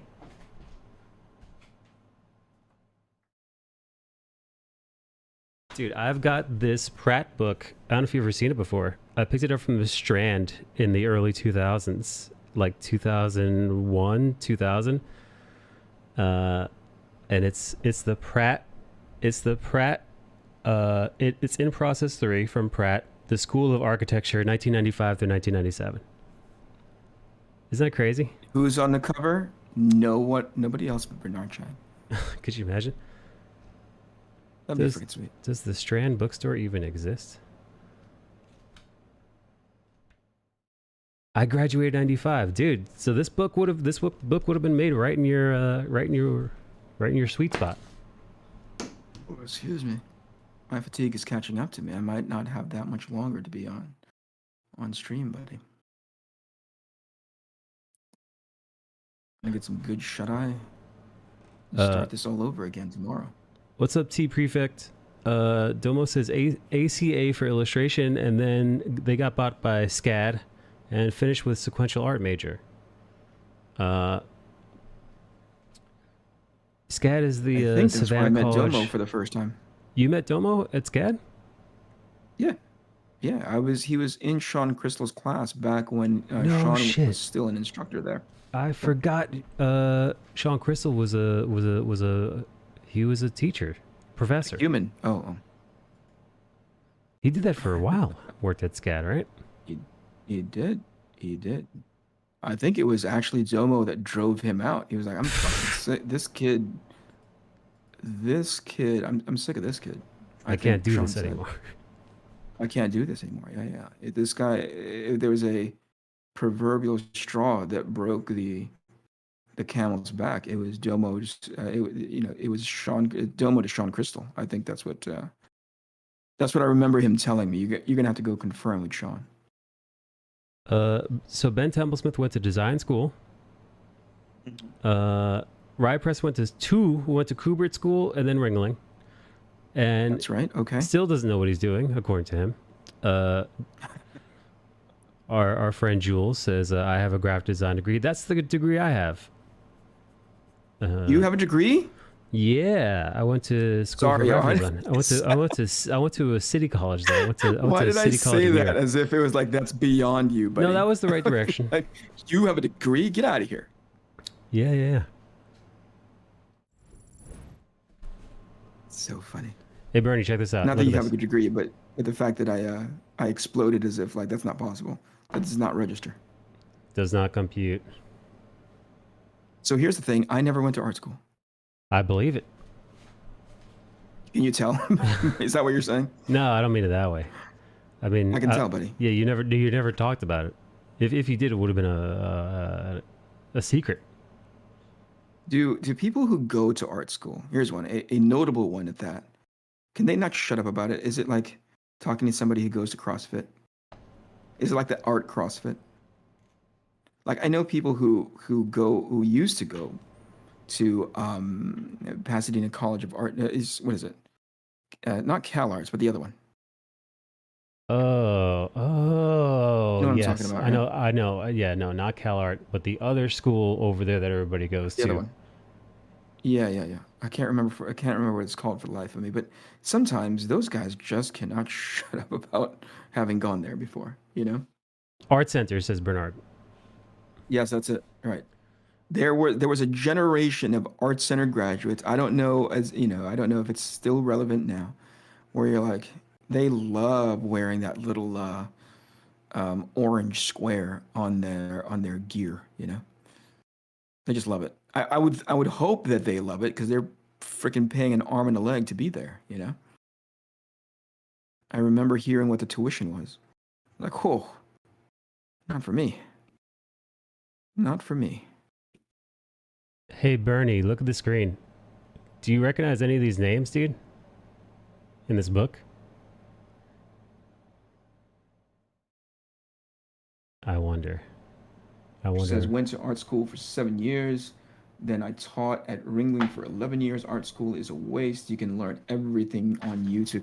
Now you can. When I was coming up, there was no, there was no mechanism that was YouTube, right? Like I think that's the reason why in the current art in the field that I'm in, which is like concept art, like there's a reason why at a certain age everything is so accelerated because everyone has access to everything. You know, everything from like instructional video, and all of it's pretty much as close to free as you can be. You know, or at the very least, not the kind of cost that you'd have to incur to learn from guys who've had practical experience in that field, right? Oh, yeah. So I think that's why kids are getting so good so soon, like so young these days because of that. And so I wish that I had the extension, the resource that is YouTube back when I was trying to come up with an artist. Because now you're like, like can you imagine like back in the day, my heroes were people like Jim Lee and Walt Simonson and you just name them, right? Sure.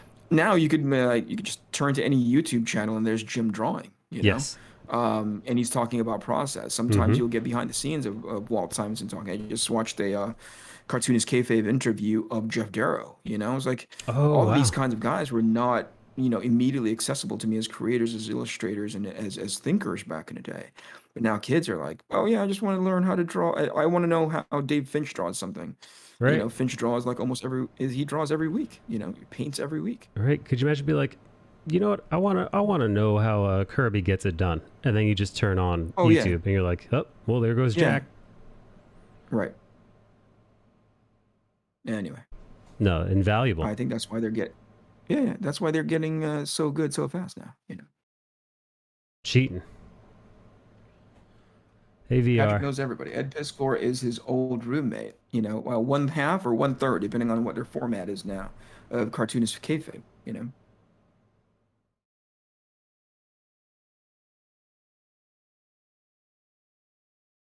I was just streaming one of my... Oh, no shit. Very cool, T Prefect. Skullbash, it's the losers out in Art Center, says Skullbash. Skullbash shitting on the Art Center crowd. Do it. I'm gonna find myself an art center guy to come in and shit all over Ringling, which the irony is they should not be shitting on each other because you guys are all cursed with God's student loans, or whatever it is that you're having to go through. Bang, bang, you're the best. Yeah, F that. Hey, Jeremy. Thank you for the follow. Gosh, I wish Twitch and YouTube was available when I was in school, says Kabong. Bernard says, I want to know Can you where to buy imagine? harem pants. Turn on Dina Cola. Thank you. Could I imagine what? Can you imagine like having YouTube, Oh, yeah. as Bang, readily you're the readily best. available then as it is now? Shit, man. Oh, man. I follow some YouTubers now who are like in their 20s, but they make compelling content. And they're like, man, I remember when I started my YouTube channel and I was like, I was 8 years old and I was, making it on my What? iPad Touch. And, back in like, 2008, they'll say. And I'm like, oh my God. Yeah, yeah, yeah. Like there's a You're a fucking zygote. there's a whole generation of YouTubers now who they like they are just YouTube has been around for as long as they were cognizant of the internet, and it's Yeah, fucking weird. Ben says, so glad I don't have an art school that my degree only costs 6K in Australia for the whole thing. Okay, Holy crap. You can get look at a this guy. art degree in Australia for 6K? This fucking guy with his goddamn suits. Does Ben Templesmith know Margot Robbie? Do they know each other? You think? I think so. It's a small enough island, Yeah, right? It's like Australia's a pretty small place. It's like yeah. It's not the just a size of the United States, the contiguous United yeah, no, States. it's like a smidge, it's like a smidge like a tiny bit bigger than Utah, right? They all know each other over there. They all know each other over there. All I'm jelly Australians they know each got the other. better educate. Who got the better education? The younger kids? See, here's the thing about the younger kids. I'm speaking now from my rickety old rocking chair with my Afghan blanket Break it down. and my Coke bottle thick glasses. Here's what's happening with a generation full of people who are all sort of consuming the same exact instructional video from concept art influencer X, Y, and Z, right? Oh yeah. Is that they are executing the technique at a very, very high level, right? Like, oh my gosh, I don't even know how you rendered the hell out of whatever the material that is, right?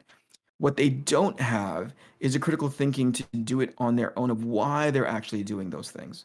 They're just like little birds with their mouths open, just kind of like waiting for information to be shoved down their throat. But if you were to ever ask them, like, can you come up with your own ideas? They are at a loss, right? Because that part isn't instructional, you know? That part is oftentimes just something that's intrinsically inside of you, or depending on the mentor, they can train that muscle for you so you can come up with something semi-original because they're ultimately like, there's really no new original things out there. And that's why there's like a whole slew, and I'm not trying to diminish the platform, but there's a whole slew of people in ArtStation where you're like, oh, look, I can't tell one guy apart from the other, Oh yeah. You really because they can't. all sort of took they all took the same free instructional video from X, Y, and Z. So it's like, well, no wonder you guys all look the same. The way that you can kind of be exceptional, or the opportunity for you to stand out is get into the thinking of it, right? Why you're doing what you're doing. Anyway, enough of that. Let me get off of my soapbox. Hello, Miss Mindy Lee. How are you? I went to Art Center. Hey, Mindy Yeah, Lee. too expensive. Mindy is She's so what I fucking want cool. to be when I grow up. Yeah. She's She's the quiet, like, she presents herself as very quiet and sort of reserved, but when you get her cracking up and joking back and forth with you, she's amazing. She I, is amazing. I don't think I've And ever. on top of it, an amazing, it's so like a over the top, exceptionally talented illustrator and artist. So thank you for being here, Mindy. We appreciate you I being here. I wouldn't dare disrespect Mindy Lee by being jovial with her. I'm just whenever I see Mindy Lee, I'm just very thankful that she acknowledges me. Yeah, like, hey, you're in my light, and you're like, thank you for telling Yeah. me. Yeah, what's the best part is when you can get her cracking up. She's got a great laugh. So when we're at a table together, I always try to get her laughing because it makes the experience of being especially if you're in a convention where it's a tiny bit slow and a whole lot of painful because it's so slow. Getting her to crack up makes time go by a whole lot faster. So thank you for being my friend. Thank you for being an inspiration, Mindy. That is awesome. Uh you're welcome, Mindy. Very sweet. Does Mindy Lee watch Marvel movies? I don't know if she does. Does she? Mindy, M- confirm. Mindy American Lee. News says Kennedy book looking fantastic. Thank you so much. I appreciate it. Thank you for being here. Thank you for your consistent support and inspiration. I always appreciate your commentary anytime there's something that you believe to be exceptional about my work and you leave a comment. Thank you.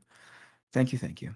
Do you think Mindy Lee likes you enough that she asks Shat Jay Shat Yeah.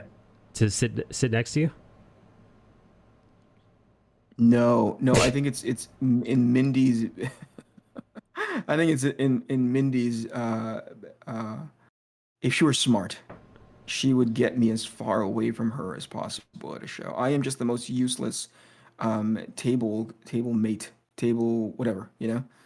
Like I'm useless. Oftentimes you can, you know, what you want, the ideal situation when you're sharing a table with somebody at a convention is you have light banter, you know what I mean? You do a little bit of catching up, you talk about whatever, friends, family, things that you're doing at your job, maybe a couple of techniquey things, right? But then because you're there, you're technically working, you know? Oh yeah, sure.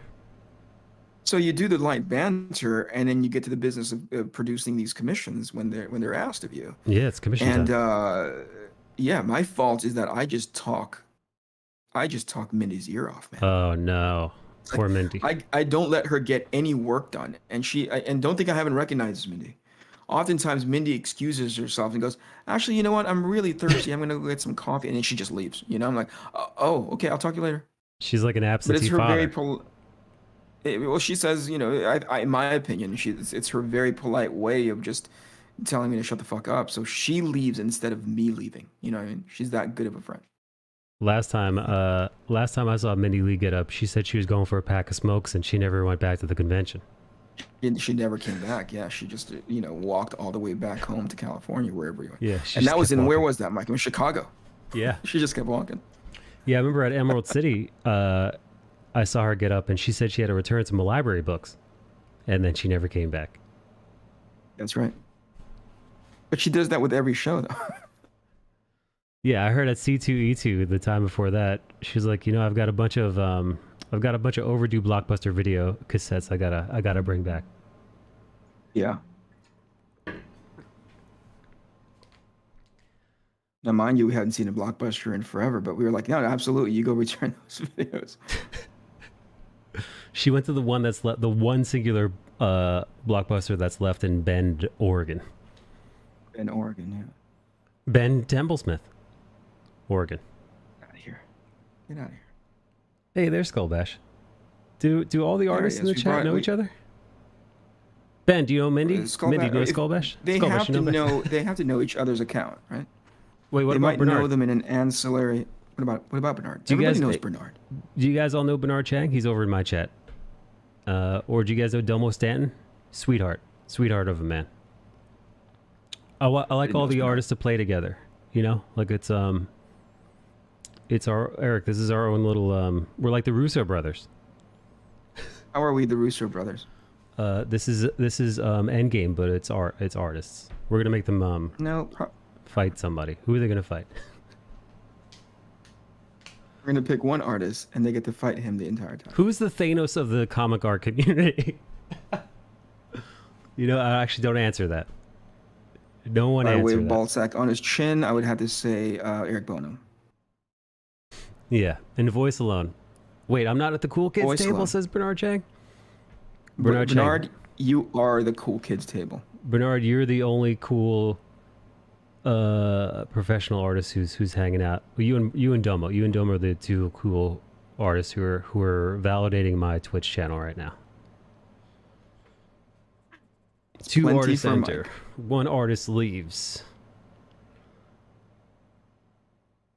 Hello, Ryan Cardinal.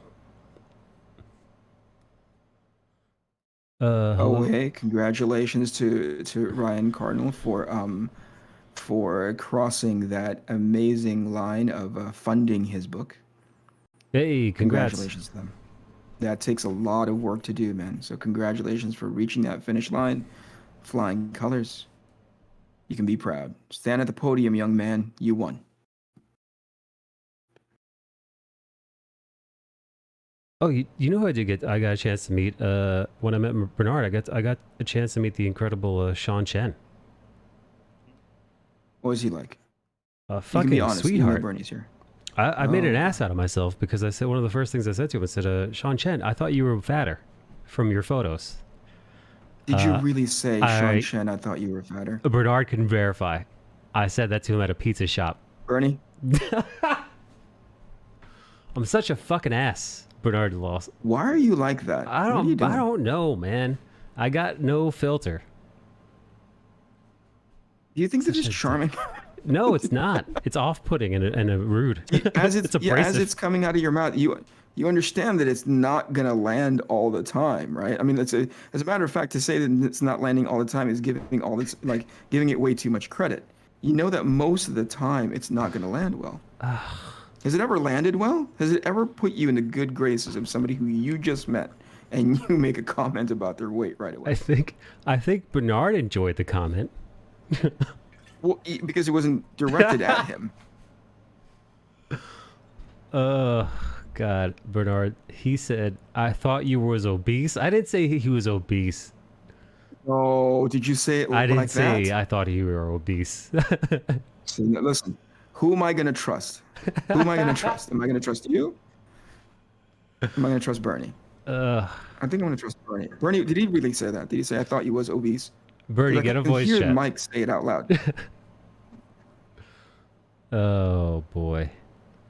You know, I've never said anything. I've never said anything untoward at Mindy Lee. I mean, at least I hope Mindy, right? I've been nothing but respectful. Why Please. do you? I'm trying to find a single person who I haven't Why do you? made an ass Why do out you of myself. make that? Like you shouldn't be doing that. You want Yeah. credit for this thing that you shouldn't be doing anyway. Why are you the way that you are? Asks Kabong.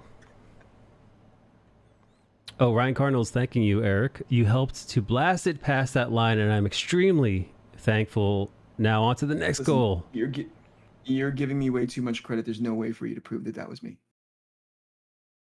How are you, Rick Saylor? Thank you so much for being here. Appreciate your time. Appreciate your support.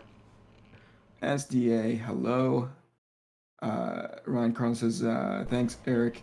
You helped to blast it past that line. Nope, that wasn't me. I did not.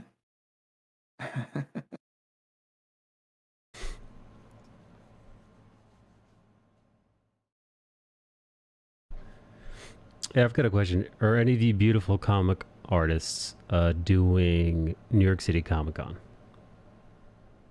Eric, you told me that. Ooh, I Yeah, what's up? have a story about that. Tell me. I have a story.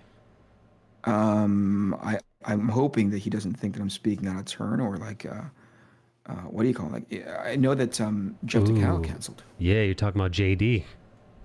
Yeah, it's just stop. No,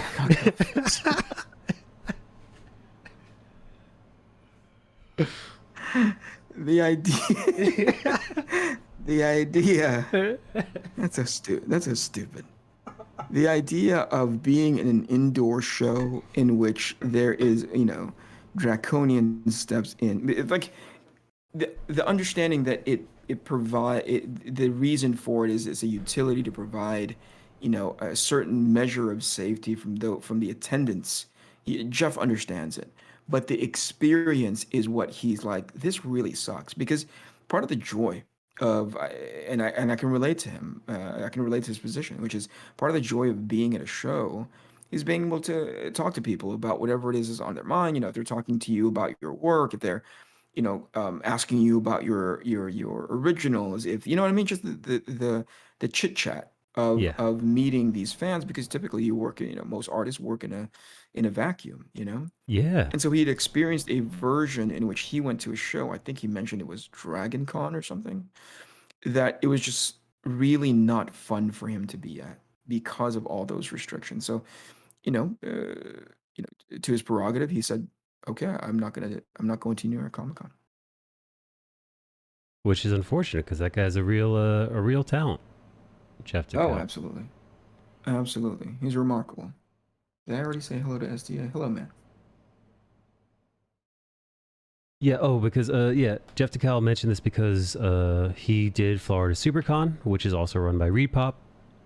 And I guess he didn't like the way they handled the the COOF arrangement. But dude, you know who else was at SuperCon? The Bernard Chang. Bernie. I was gonna say, how'd you like it? I was in, dude. I'm such a. Did I tell you what happened with me in SuperCon? Because I'm an idiot. No. What happened? First off, guys, I'm going to be at New York City Comic Con, not just because I live in Queens and it's just a train ride over. I'm also because it's the first time I was accepted into Artist Alley. Hey, congratulations, buddy. Hey, I'm a real artist now, Mindy Lee. Feather in your cap. Go in your account. Oh, so And Mindy, remember how we said you would never hang out with Mike because you didn't think that he was a real artist? You can hang out with him now because this confirmation of having a table at New that's York Comic Con right. kind of crosses him into that threshold. So, Mindy, you can hang out with him now. Mindy, I'm a big boy There's now. a reason to. There's a reason to, Mindy. Oh, so I, weeks and weeks and weeks ago, I applied to SuperCon and I just hit up the Read Pops. I was like, and here's my art. Let me in, please. And then I got a couple of acceptance letters, like like you're going to a Hogwarts or Xavier school, and I was like, okay, great. Lo and behold, a couple weeks ago, I get an email from the organizer. I believe it's Mike Negan, and he's like, hey, just following up, you never answered the Florida SuperCon. We wanted to have you on a panel, and we were offering you a guest table, which means for any of you non-pros means you don't have to pay for the table. It's like, oh, we would want to follow you up on this. What's going on? I was so stupid, I didn't even realize. I just thought they accepted me to the con. I didn't know I didn't know any of the other stuff because my reading comprehension is very poor. So unfortunately, by that time, I had to. I didn't have a place to stay, and I hadn't booked airfare, and I just had to bail. But I'm kind of wishing I'd You went. might have been. Well, you might have been better off. What was the panel? I have no idea. I didn't even ask. First Bernard. year artist alley people. How does it feel? That's what it was. That was the theme. Yeah. You said to SuperCon, I thought you were much fatter, says Bernard Chang. I thought you were a beast, SuperCon. Oh man, yeah, no, actually, dude, when I said that to Sean Chen, he was actually like, he's such a nice person. He was sincere, and he was like, well, I'm gonna be honest with you. He's like, I actually lost a bunch of weight during COVID lockdown. You And I piece was like, of shit, Michael. You are a garbage human being. No, dude. Right, Bernard, back me up. That's exactly how it went down. I'm Right. not.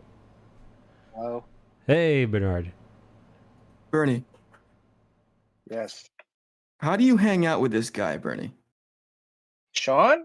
Or No, no. Sean, you gotta watch out because you can't leave any leftover food. Like, if you're almost done, you gotta watch out because he's just gonna Yeah, steal. but that's normal. Like, he doesn't go out insulting people and then sticking his own foot in his mouth, like this guy does. Why do you introduce him to your Well, legitimate friends, is what I'm the saying. thing he didn't say is like before he said anything, he looked him up and down. That made it worse. Like a hungry wolf. And it's like, And Mike is a lumbering 7'2" No. goon tall. from the Popeye Yeah. cartoon. You know what I mean? Like, Guy. yeah. Yeah. So for him to look somebody up and down and then make a comment about their weight, I'm sure, like, I'm just saying, man, I should let that be a lesson to you to Oh, not man. introduce this guy to people who you want to continue to respect you. I was like looking at my watch. And I don't even wear a watch. I'm like, oh, look at the time. I got to get out of this pizza shop. Right. Whew. Yeah. Oh, man. So you didn't come down. You could have stayed in my hotel room. Arc Athena Army, get locked and loaded. Thank you so much, man. Thank you. I've been trying to find a way to use that hashtag, but I feel almost guilty because Billy's the one that came up with it, Hey, Arcathena Army. I like that. I dig it. I dig it so much. I'm like, how do I even throw that? I almost threw it in the script for issue 1 as a wink and a nod and a thank you to Billy for coming up with it. But like, oh, I feel so guilty using it because it wasn't clever enough to coin it. He did. So I don't know. Ben Templesmith says, sweet, Michael DiNicola, I can come harass you about your great Instagram stories. Oh, I didn't know you were watching those. Thank you. I feel like I could feel Eric rolling his eyes whenever he looks at my Instagram stories. Oh, dude, it's all I can do to continue to I forget that I can swipe the entire time. I Instead, I thumb through them as quickly as possible. I just keep hitting it and hitting. And it gets more ridiculous as it goes. Like it gets dumber and dumber as it goes. Oh man, my Instagram story is making Eric lose faith in humanity. Oh, and just making me lose faith in you. I'm like, what time does this guy have at any given, why does your afternoon so free as to, and I know, you know what, it's not you sort of sharing. They're on your phone somewhere, right? Yeah, what I do is You keep them on I go to TikTok and I download like anything that makes me laugh and I repost. Hello, how are you doing? Look who's in my chat, Mike. He's not in your chat because you stole the him. artists come to my chat, dude. No. I got him. He was here first. Damn it. You stole. How's it going, John Lay? How are you, man? Wait, Bernie, you would have let John me crash Lay, on your not- floor? No, why would he? Let me speak on his behalf. No, why would he? You don't make any sense. You insult everything that you see. Because I think, has it ever worked? Because I think it may have worked once or twice, and you're like, "Oh fuck yeah!" Yeah, I was doing this shit. I was negging Sean Chen. That's what it was. Yeah. I was. I read the pickup artist one too many times.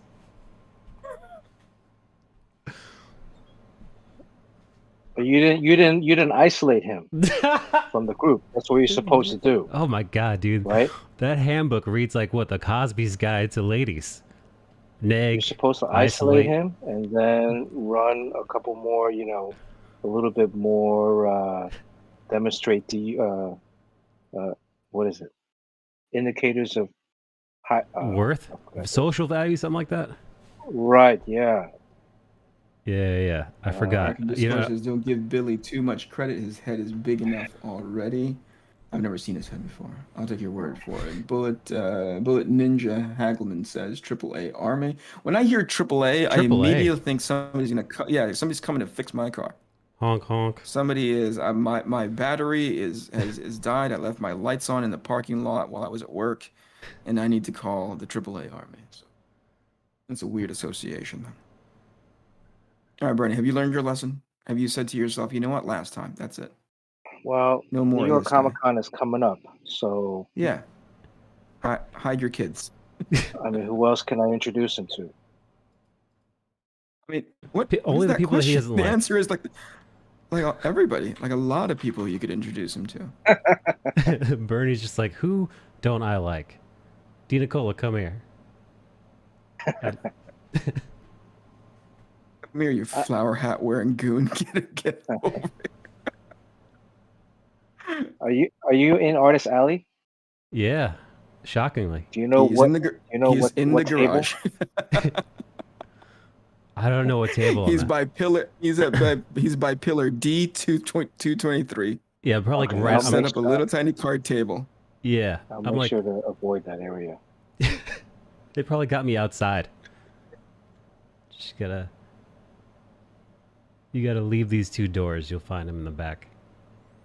Did Well, they who hand else out would you table like to numbers meet? yet, or no? I mean, I didn't get mine. If they do, if they did, Did my plans working?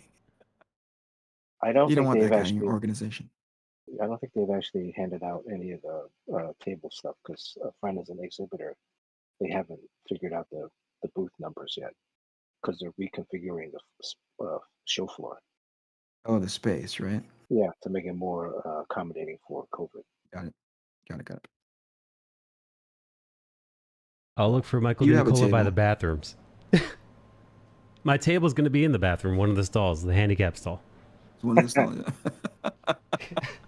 Like the old Port Authority bathrooms back Yeah. in the early '90s, though. Right. It's like, hey, they got this ethnic looking dude with long hair in there. He might be giving out hand jobs. I'm not sure what he's doing in there. It's a commission. It's a pencil sketch. Yeah. The bust. It's Yeah, heavy on the bust. But he'll make a disparaging comment before he rubs one off. He's gonna comment about your you lose weight your beforehand. erection right away.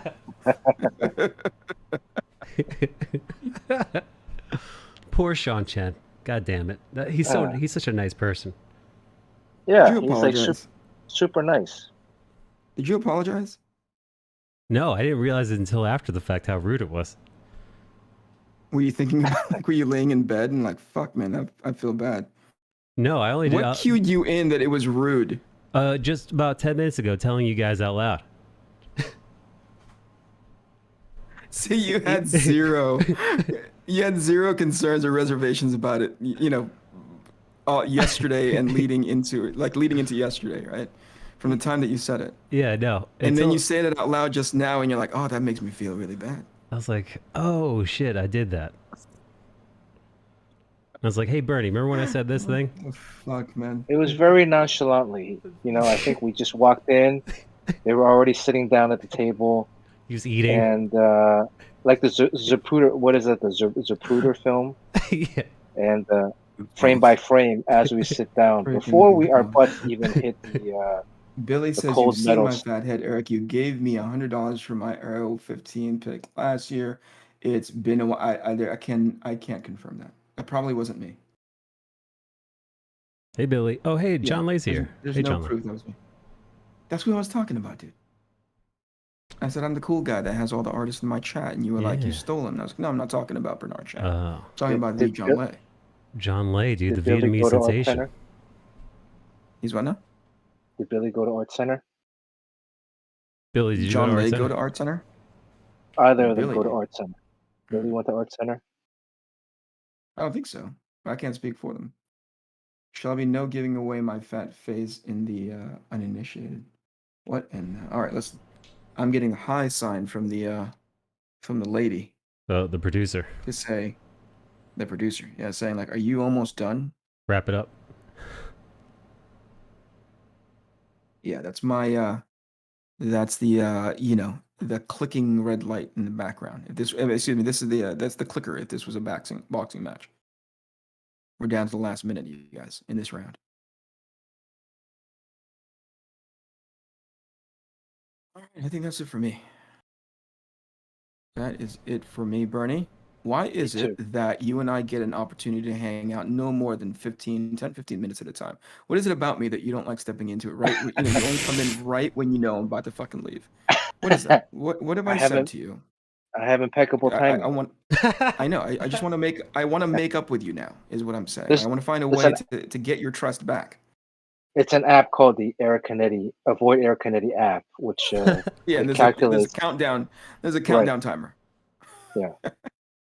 All right, you guys. So I'm going to sign off, but thank you so much for everybody being here. If you haven't already signed up for my newsletter, please do so. I mean, tomorrow is launch day, obviously, but within that newsletter, I'm going to give people plenty of enough time, plenty enough a heads up, countdown to 8 p.m. Pacific time when I hit that launch button and Arc Athena goes live. We're going to be doing it on Michael Bancroft's channel tomorrow, 8 p.m. or whatever the equivalent is from your part of the world.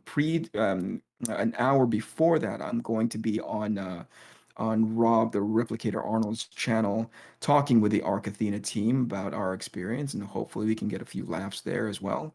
So again, sign up for that newsletter, ericcanetti.com/Arc Athena info.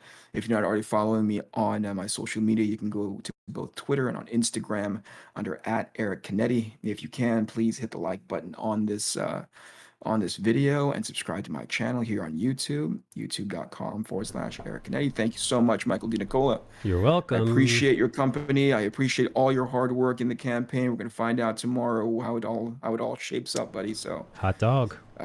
get some sleep and so we'll see how this goes. Bernard, thank you so much for telling me about that app. I'm going to download it and see if I can avoid myself from time to time. Perfection. And I think Lose that's some weight, that's man. pretty much it. So yeah. Mike before when Mike came in, he immediately said, "Whoa, that's a weird lens that you're." Whoa. Yeah, that he looked me up and down too. I could feel it through the through my own I camera. thought he was going to say something else when he was looking him up and down, but then Yeah, Nice bowl, but then which you is what I expected thought. it, right? All right, you guys have a good evening, everybody. We will see you guys tomorrow. Have a Good night. Right. Yeah, I'm gonna hang out for a little bit and keep drawing. Are you streaming? Oh, I'm yeah, you are streaming. I'm streaming. Yeah. I'm gonna keep chugging a little bit. All right. I'm gonna get rid of this here Ecamm Live because heaven forbid I'd say or do something stupid, like pick my nose. Turn Yeah, off yeah. this camera. I gotta go through this whole routine not to feel like somebody could accidentally see what I'm doing, you know? Oh yeah. I sometimes triple check to make sure the camera's off. Yeah, right? Yeah, you never know, man. I mean, I've definitely on my laptop. I've definitely got those little flap things that I put down. Oh, same here. Same here. I got the one that slides over. That Well, slides over the camera port. you know, they caught, Mark Zuckerberg was doing an interview somewhere, and in the background, you saw his laptop, and on his laptop, he had a little piece of duct tape over the webcam. He's still old school.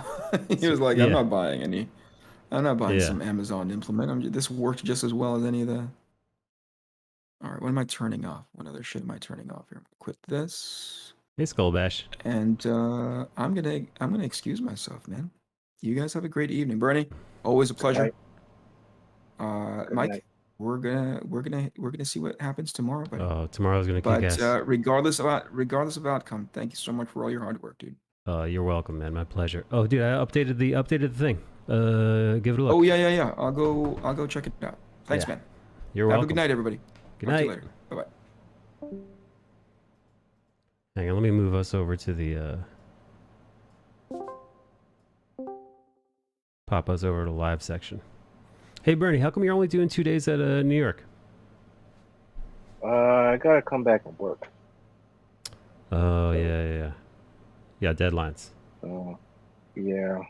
Because also, like in a couple weeks after that, I'm gonna go to London Ooh, what for, con is for over there? MCM. MCM London. I don't know that So, one. Is that big? Big one? it's okay. I mean, it's a Repop show. Oh, nice. Well, they bought it recently. It used to be another organizer. Um, I've actually done that show twice so far, but it's been a while. Last time was I think 2013. Ooh, are you going because of the miles? Well, I'm giving a JP John Paul Leon tribute panel there Oh, because he has I think he has a lot of fans in the UK and Europe. So that's why I'm actually just going to New York just to do the panel there. Um, and that was the primary reason for going to um, SuperCon. how was So the panel at SuperCon? it was okay. I mean, it was mostly for his family, because he's from Miami, so that they could see the presentation. Not all of them will be able to make it to New York in a couple weeks. So, Man Crush Monday Con, says John Le Studio. What's up, John Lay? And what's up, Skullbash?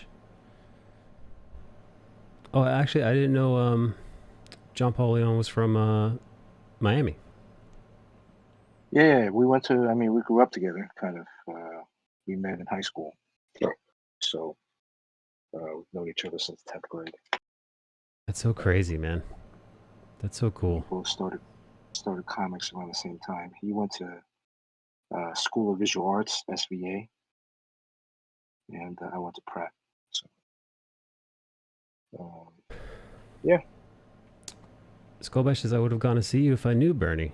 You would have gone to SuperCon? Oh, well, dude, Skullbash is Miami. He's a Miami boy. Oh, really? Oh, shit. I didn't know that. Yeah, I mean, SuperCon on Saturday was very busy. Um, Sunday was okay. Friday was very slow. Um, I'd say it's more predominantly manga than comic books, although there were a Oh. lot of comic book cosplay. There was only maybe like 4 or 5 comic book vendors in SuperCon. The rest were kind of your variety, um, kind of like pop culture festivals. Oh, interesting. I really didn't.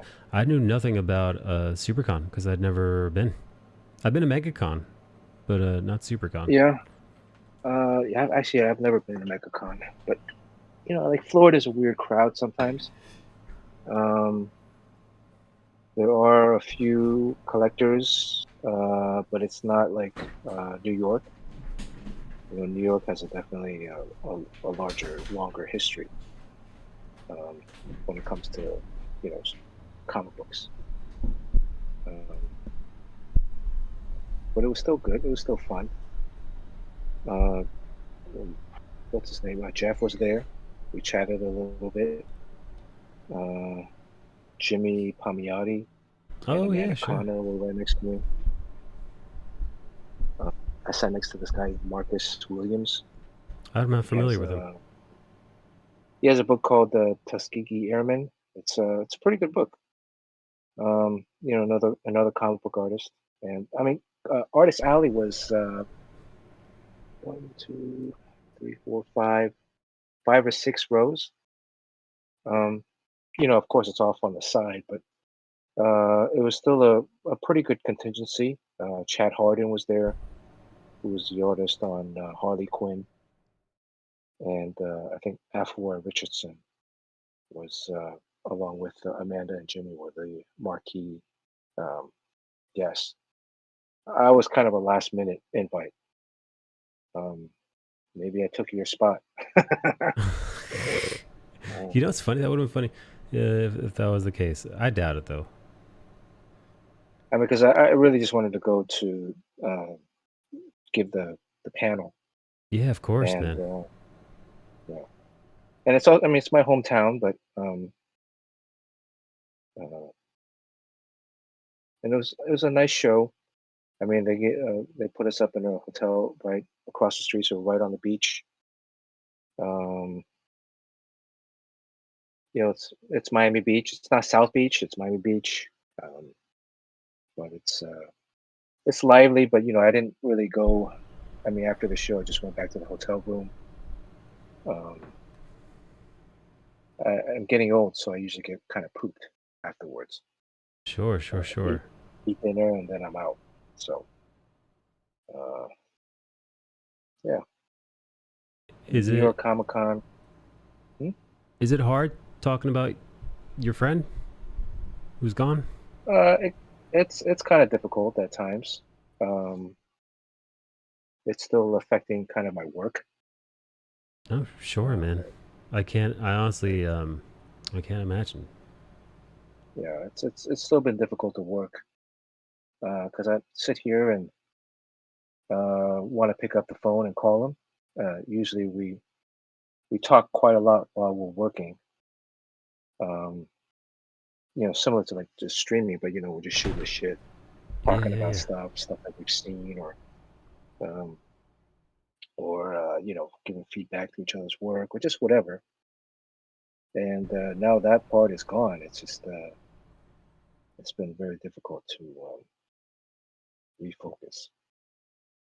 So I do think I need to maybe reorganize my studio, reconfigure some of the furniture that's here, especially the drawing desk area. But I have everything set up as it is, and it's so messy or cluttered. To clean it would take to reorganize and clean would, I don't know, it would take a while. Um, Yeah. Uh, so hey Zed, uh, Skullbash says that show used to be good pre-repop. I found personally, I work better and I'm in a better mental state when my desk is clean and my stuff mm, is organized. yeah, I just have every time I clean it, um, even before this, it just gets cluttered in a couple of days with artwork and comic books and um, various things, pens. Um, so I mean, I do need to I guess, Marie Kondo my studio a little bit. There's a Dude. lot of stuff here that I don't use. Yo, I think Marie Kondo is kind of sexy, man. Oh, totally. Yeah. Um, totally. I did her. I followed her thing, man. Uh, and she's a genius, man. That shit is. There was there was a handful of weeks. I took every book, every article of clothing, every like random like piece of paper I had. I did the thing, man. I dumped it all in the living room, and I was just like sorting through the pile, boom, boom, boom, boom, boom. Mm-hmm. And I feel like I'm due for another one. It's been a few years. Yeah. It's Yeah, I helpful. got rid of it's helpful. I mean, part of the reason why I like traveling so much, and that's really, when you travel, you're in a hotel room, it's super clean. Oh yeah, Um, and then when I come home, I realize, wow, damn, I have a lot of shit. Um, and some of it is like when I was younger, before the internet, we always had to create these art files, right? These research files. So I would save magazines, pictures, any kind of like books that had like a cool car or a building or a cool shirt. I just save all this stuff because you never know when you're going to need it for reference on a book or something or a project. And it just kind of built up this habit of collecting and saving stuff, I think. And then, now you don't need it anymore because you got the internet. You can look up stuff oh yeah, whenever yeah, you yeah. want.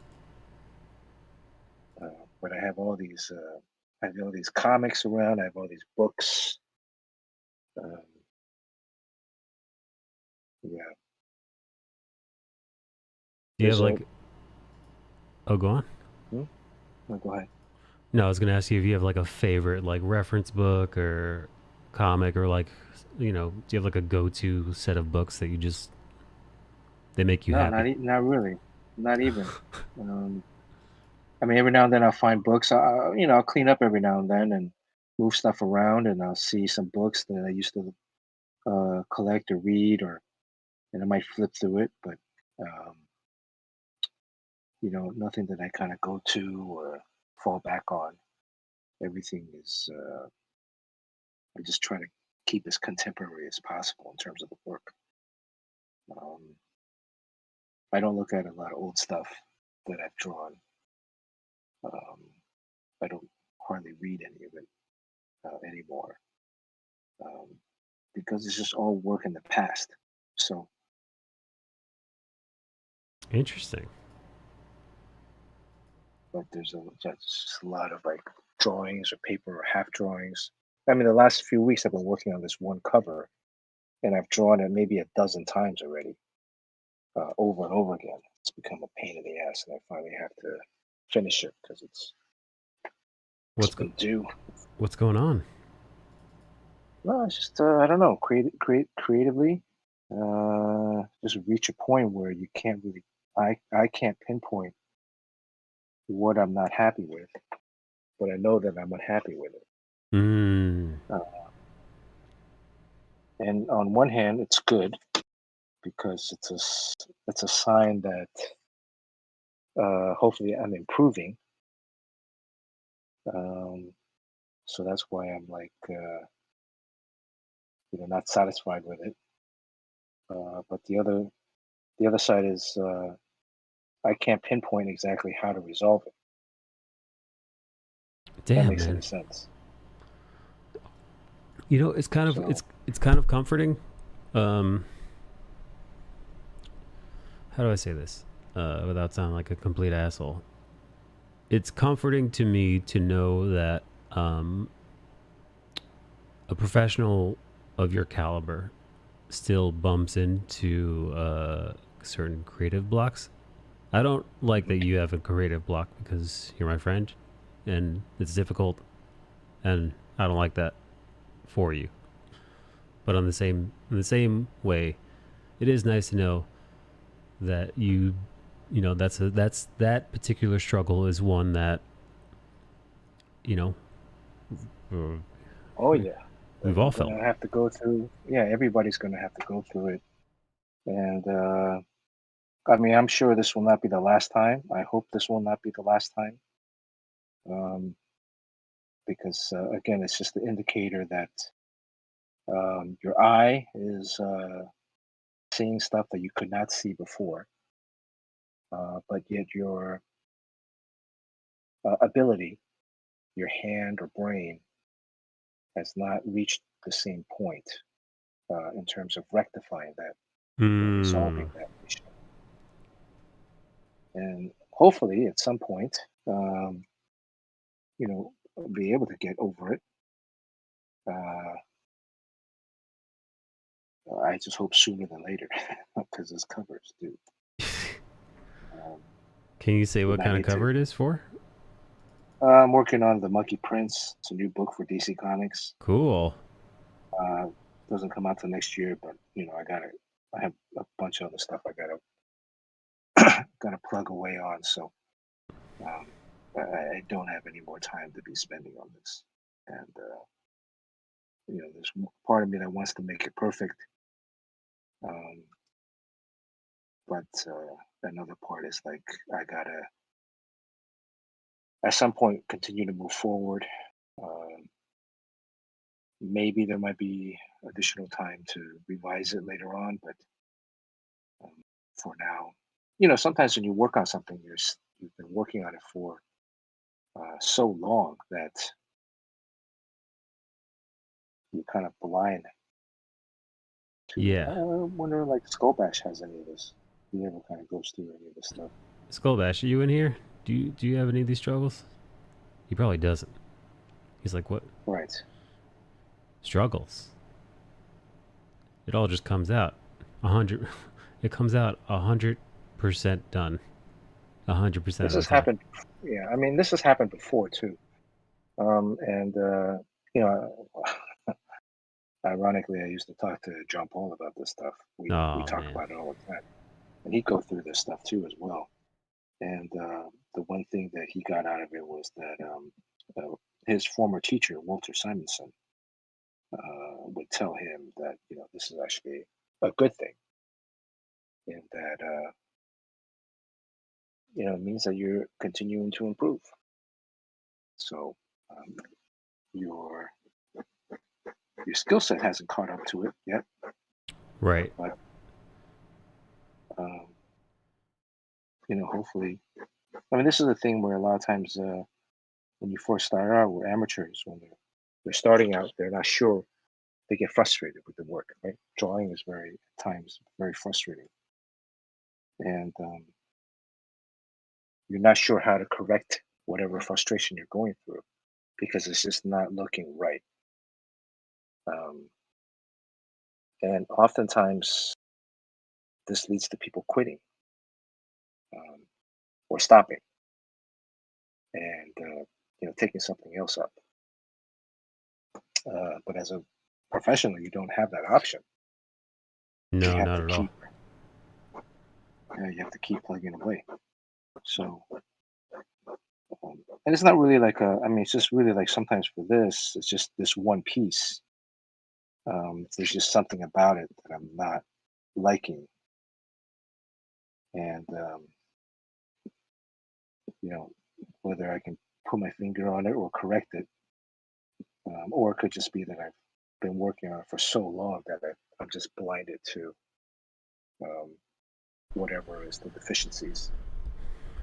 I'm sure if I come back, if I put this piece down for like a week or two, and then come back at it with and do something different, and come back at it with a new, fresh set of eyes, I'll be able to hopefully um, correct it much sooner.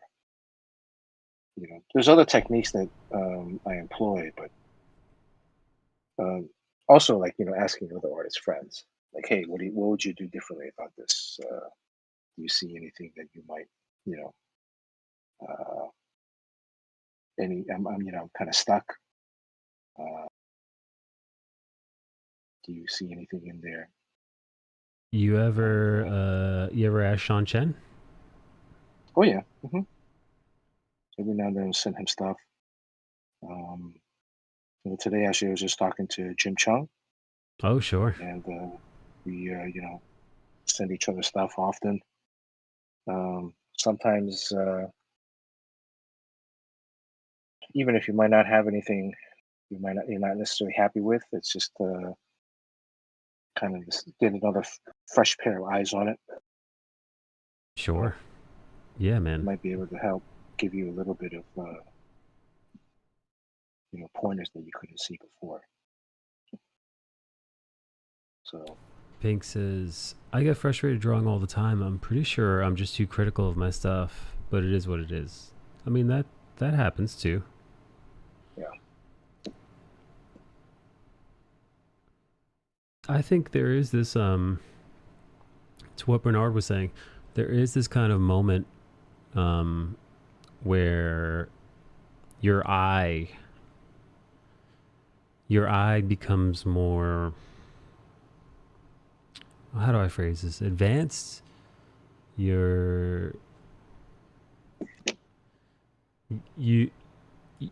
yeah, the discerning nature of your artistic viewpoint, it advances further than your current capabilities, and then you got to play catch up. Right. Yeah.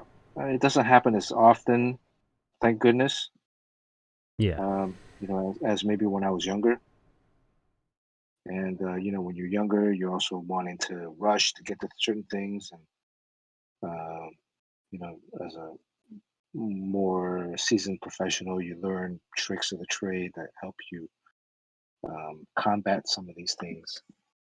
But it's still, um, it sounds weird, but I mean, it's refreshing.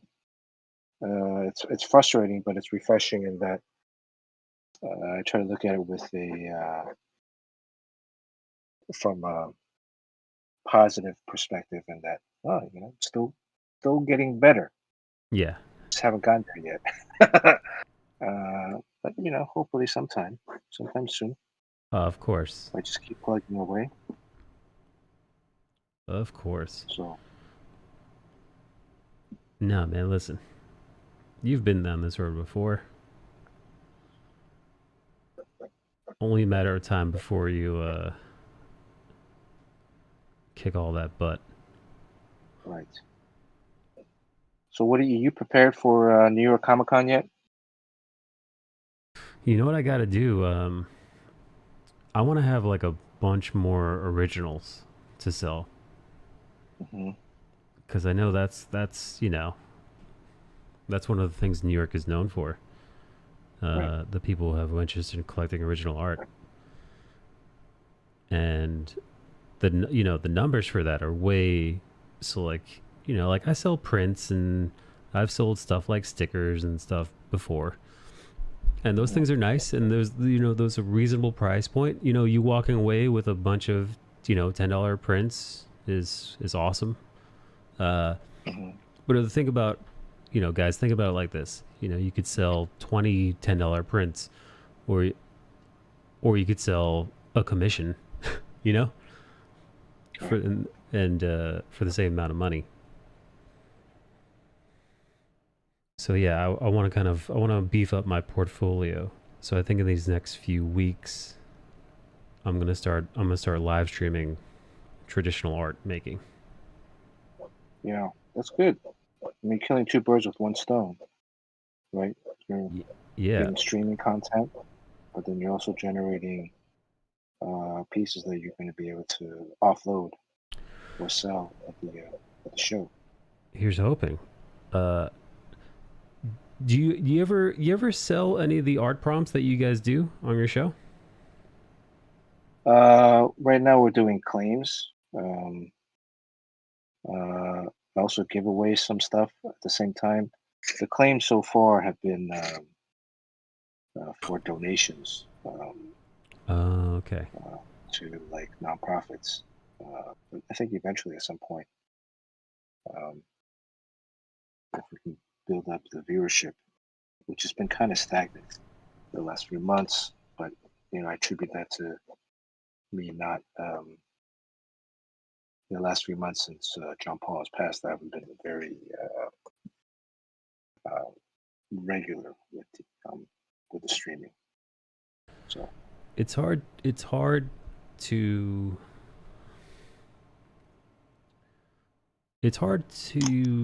put on a happy face or put on that showman's face when you're not in a good headspace.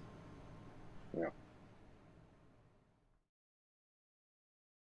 Even, like I've been, these last, I want to say the last month or so, man, I've been kind of in this funk mentally.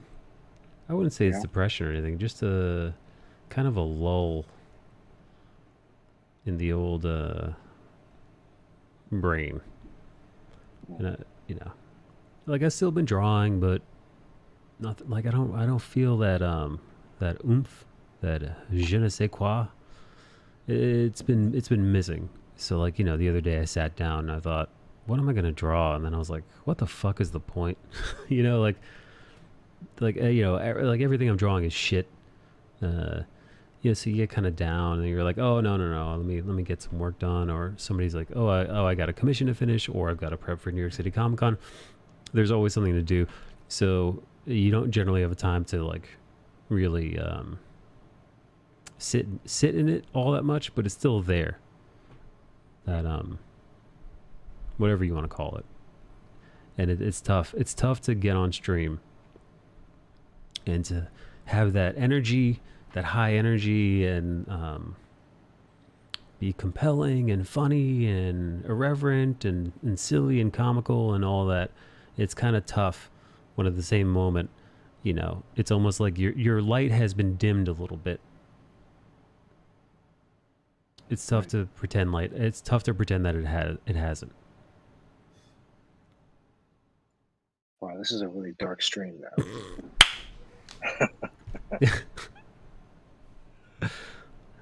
Welcome to the dark stream. I'm your host, Raven D. Nicola. Yeah. So, what'd you think of Shang-Chi? You said you saw it? Oh God, man, that pivot.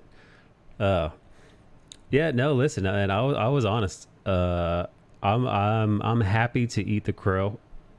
That was my doubt of the film. I can't tell you how happy I am to say how wrong I was. Thank God. So you did like it. That's good. I thought it was great. Again, way up there. It's definitely got to be in like the top 5 Marvel origin films. Wow. I mean, yeah, no. Think about like the other origin films. Like Ant-Man is kind of forgettable. Doctor Strange is fun. Iron Man is fun. Captain America, meh. Thor, meh. Incredible Hulk, meh. Captain Marvel, meh. So like there's like all of these Marvel origin tales that are just kind of, not nearly as fun, not nearly as compelling. Eventually you learn to love these characters. You learn to love Steve Rogers and Thor and the Incredible Hulk and all that, but that's not really, Iron Man is the exception. Iron Man, is the go-to. But since then, there have been some decent ones. I think the Spider-Man, but we really can't even call that an introduction because everybody fucking knows Spider-Man, right? So I think Doctor Strange was really, really a good time, especially with the visual effects and all that. And yeah, I gotta say, I think Shang-Chi is third. I really do. I can't. I think it's one of the better Marvel films. And yeah, top 3 origin for sure. Which is, by the way, really hard to do, man. At this point, at this point, cape films and superhero films have been going strong for. It's easy to be burned out. I could easily see an audience being like, Oh, here we go. Another superhero film, another title, but it's not. It does something different. Actually, you wouldn't think that this late in the stage, the 24th Marvel film or whatever it is, they'd be willing to take chances and mix things up and introduce you to an entire new world or an entire brand new aspect of the Marvel Cinematic Universe with Shang-Chi. But lo and behold, what'd you think, Bernie? I liked it. I thought it was a lot of fun. I mean, it's not a perfect movie, No. but I very much enjoyed it. Um, Before I saw it, I had some friends that had seen it, and they were like, "Oh, there's some holes with the movie." So as I'm watching it, I'm trying to like, "Where's the holes? Where are the holes?" And I didn't find anything that really bothered me all that much. Uh, and I usually watch movies. I'm very critical about plot points and Sure. um, Character things arc. that just are too convenient. And of course, there are convenience issues, um, for the sake of like moving the story along. But I think those are like, if you get too boggled down in some of those, um, it's it's really hard to enjoy anything in life. Oh yeah. Yeah. Um, and then it's like, yeah, because my friend was telling me they're watching like some YouTube videos of reviews, and I was like, wow, those are. Uh, One was like commenting on just the pronunciation of Shang-Chi Oh my versus god. Shang-Chi. And I was like, really? I mean, that's not really, they're like, oh, it used to be Shang-Chi. Now it's Shang-Chi. What is it? Which one is it? And I'm like, that's a little, uh, I mean, if that's the first argument of a review of a movie, it's really much, you're really stretching. I mean, to me, like my biggest thing was, uh, if he escaped at the age of 15, Yeah. after killing, well, I don't want to give away, Yeah. he escaped his father at the age of 15 to move to America, at Yes. which point he enrolled in an American high school and went and met Aquafina. Yes. Um, how did he support himself at the age of 15? Like, Oh, that's funny. did he live in did he live with parents or uncle? I mean, he didn't live with his parents. Did he live with like uncle? Did he? But then I thought, well, that didn't really bother me that much while I was watching it. It was only like until after the fact that I'm like really critically thinking about some of the story components. Yeah. You're right. Yeah. And I felt like, you can get away with that. I think you can maybe like after he assassinated the person, he probably maybe took some money from him in Oh, order yeah, to sure. survive, Yeah, right? yeah. And somehow was able to, because he was trained as a master assassin, which is probably also is able to disguise or like kind of hide himself. Sure. Um, the other thing was they had to go to Macau last second.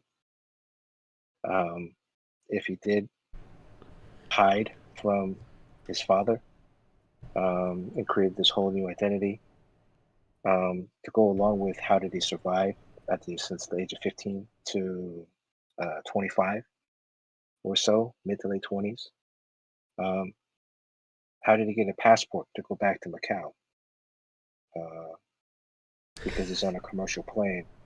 Oh shit, that's right. And he would have had to get a visa from China to Yeah. get into Macau because Macau is part of China, Of I course. think. And that I've done that before, and you can expedite it. It would still take you a day or two, a few days to Yeah. expedite Where'd he that. get his papers from? Right. So he needs a passport. How did he get a passport to enter Macau, a communist government uh, country? Yeah. Those aren't easy papers to come So by. right, but to me, it didn't really affect the story that much. It was like very if I wanted to hyper analyze something. Right. Nitpick. Um, yeah, if I really wanted to nitpick, those would be like my 2 points. Um, I felt maybe the last fight sequence could have been a little bit better. Um, the riding of the dragons, I felt maybe a missed opportunity to find a different way of riding dragons. Oh, sure, as sure, opposed sure. to just clinging onto the back. Little never-ending story action happening. Yeah, a little never-ending story, a little Game of Thrones kind of. Yeah. Could it be something a little bit different? Well, who knows?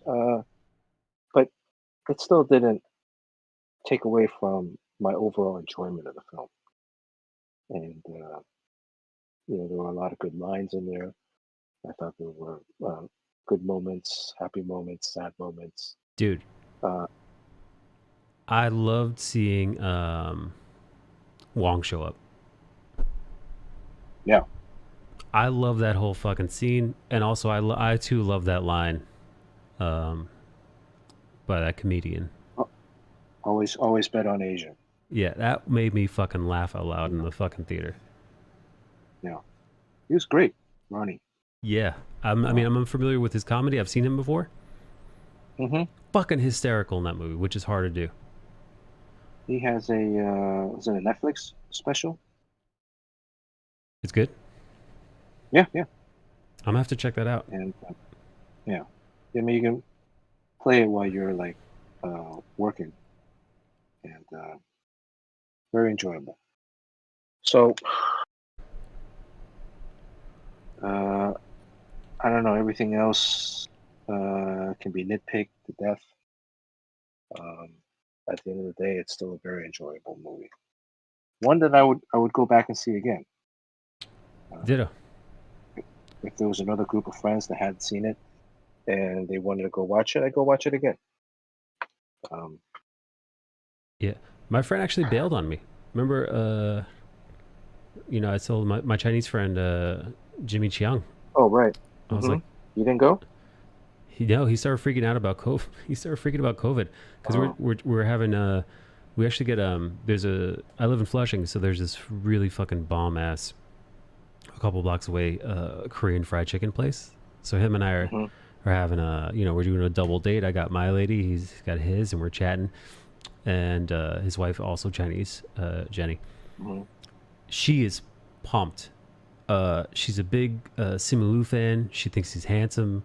She loved him in Kim's Convenience. She too is like, fuck yeah, dude, it's about time. We got some more representation. Let's do this. Let's show some support. And Jimmy was like, I could see every time. I'm like, all right. He's like, yo, let's get these tickets. I'm ready to do this. Every time I saw his face was a little bit, he's like, and he got a little like excusey. He's like, oh, what's their COVID precautions like? Or he's like, is it a mask mandate? Or are they going to check your vaccine cards?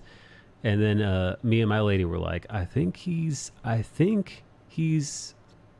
freaking out a little bit. And then we got home because like I was at dinner. I'm like, yo, I'll buy these tickets right now. I'll reserve these seats. He's like, let's think about it. And then I'm like, I text messaged him. I was like, hey, I'm like, be honest with me, man. Are you uncomfortable going to a movie theater? Because he hadn't been to a movie theater since this all happened. Like, are you uncomfortable being in a movie theater with other people? And he's like, yeah. He's like, it's a little bit too much for me. So I ended up just going by myself. Because that night I'm like, you know what? He's not going. I'm going. I've heard nothing but good things. I want to show my support. And yeah. And I was blown away. Such a good time.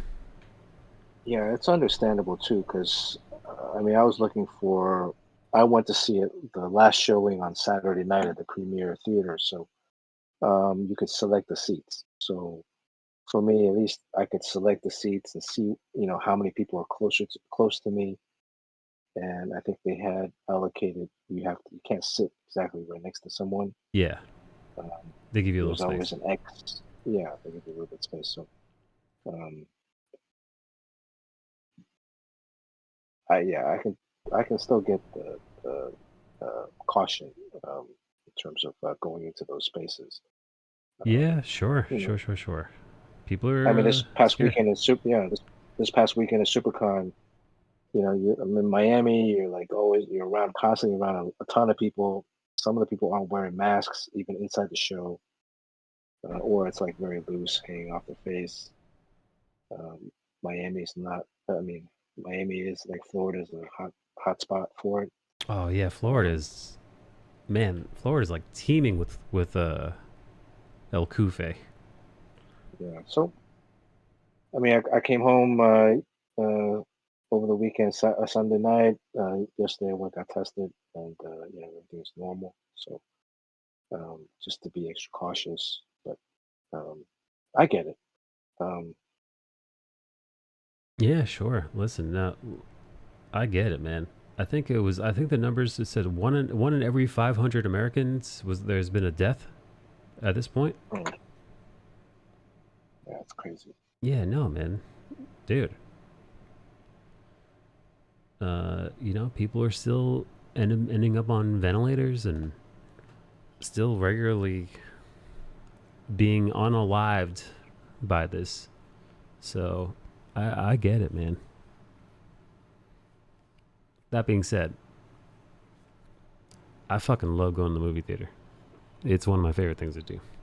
Oh yeah, I mean, from like looking for a parking in the parking lot of the theater to, waiting in line to like to get the get waiting in line at the concession stand, getting hit in the face with that popcorn smell, interacting with the concession worker, you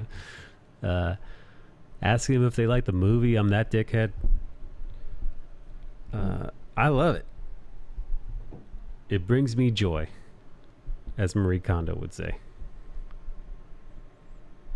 well, I haven't been to a theater in years, just personally, um,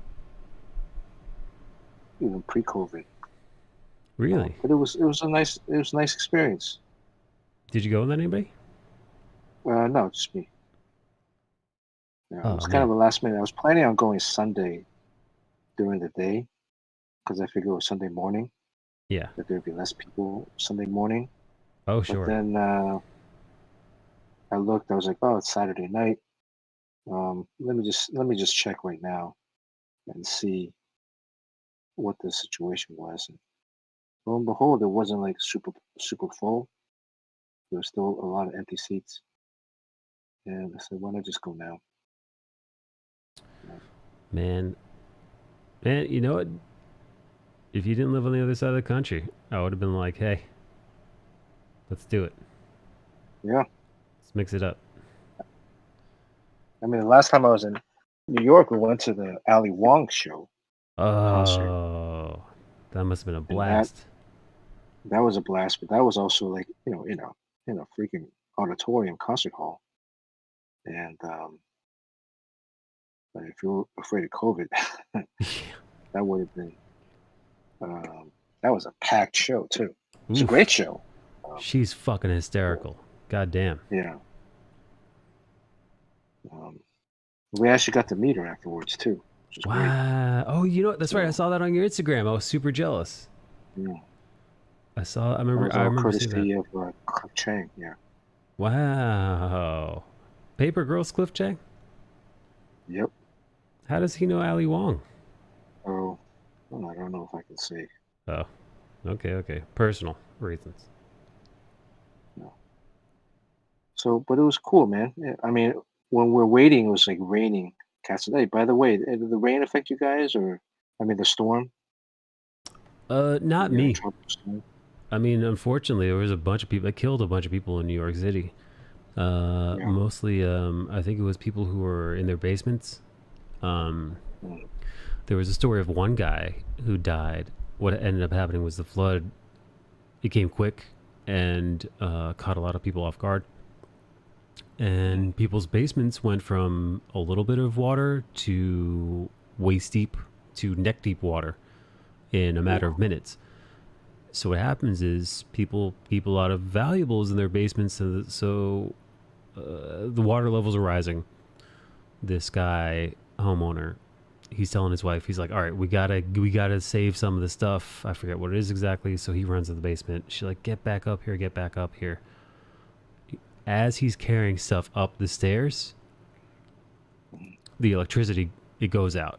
There's like a shock or whatever, and it killed him. He got electrocuted. Yeah, the water hit a circuit, and it electrified the water, and that was it. Fucking crazy. That never even dawned on me as a thing that could happen, but it makes perfect sense, you know? Yeah, there wasn't even, I mean, correct me if I'm wrong, was there, like, the previous storm that was earlier in the summer, like a few weeks ago, there was a lot of warning, but then nothing happened. Nothing at all happened. Yeah, and then this one, there was like it seemed like there was hardly any warning. And it became, what it was. I don't know. Was there like ample warning or? There was some warning, but I don't think, to be honest, I don't think people really took it all that seriously. Because the last one was not, didn't. Yeah. Like nothing happened, basically. You know, I live up in an apartment, so I'm not all that worried at all. But if I was a homeowner, man, ever since Hurricane Sandy, Superstorm Sandy, killed all those people in Staten Island, like a fucking town's worth of people. I mean, I don't know if it was that many, but it really did a number. And it washed away full boardwalks were destroyed. I mean, ever since then, it didn't happen that long ago. Maybe it was 10 years ago ish, give or take. Mm-hmm. I mean, fuck yeah, man. If they're telling me there's a hurricane coming, flood warning, get your ass to high ground, I'm not taking that lightly. Yeah. That used to happen a lot in Miami. I lived in Miami. There would always, every summer, there's hurricane season. There'd be these warnings about hurricanes. And then after a while, when there was no hurricanes or when it come through, it didn't really do that much damage. People just kind of took it real lightly. Took it for granted. And then, of course, yeah, when the big one did hit back then, it was Hurricane Andrew. It fucked a lot of shit up. And a lot of people weren't prepared. So. Yeah, man. Scary. Mother Nature doesn't fuck around. Right. You realize how vulnerable and weak you are in the face of that kind of stuff. At least I do. So do you have any idea how many pieces you're going to prepare for New York Comic Con? That's a damn good question. What do you think would be a good amount?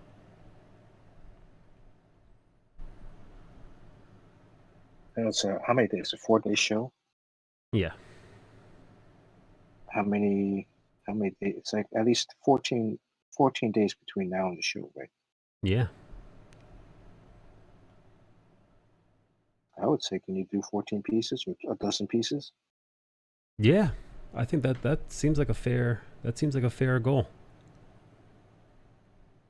Because then you can also promote that each piece was done on stream, so people can actually watch you if they wanted to, put the piece together, draw the piece. Yeah. So maybe there's a little bit more sentimental value in that for some people. Oh, I like that. That's good.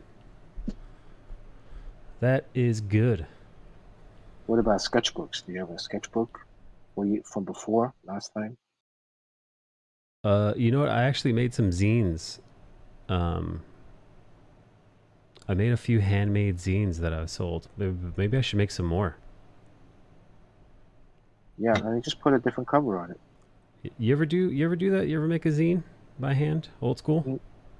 No, what do you mean, like an art magazine? Well, they call them the fuck do they call them? Not trash cans. Ash can? Ash can. Yeah. Trash cans. Ash cans, yeah. Yeah. You ever make one of those? No, I've done sketchbooks, but not ash cans. No. But I know what you're talking about. Yeah. Yeah, they're. I Um, mean, I've got a laser print set up here, and I've got a giant like industrial stapler and paper cutter, like a paper cutter that's mhm. like a big one where you like you got a little hand crank and you crank down the paper. It's practically like you could cut papers like the size of like a book's worth of papers, nice and Wow. clean. Okay. Hey Rumpy. You're set. Yeah, man. I guess it's time to make some books, y'all.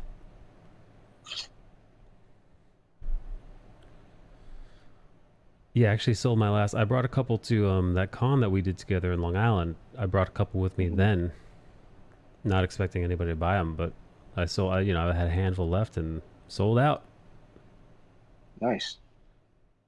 Yeah. Sometimes you never know. Like different shows have different kind of crowds, and Mm-hmm. some things sell really well in one show, and then in another show, it's a complete dud. Yeah, that is funny how that works out. Maybe I'll I was do. just talking on my stream. Hmm? Yeah, Go no, ahead. no, Go go ahead. on. I was just talking on my stream. Have you ever been to the show where the Wild Bill root beer Oh my God! table was? Yes, I threw actually a handful of years ago. I threw out my Wild Bill, my Wild West mug. Oh, I chucked it because it was actually I think it started to rust. I got the metal one. I think it started to rust, but also okay. I was like, you know what?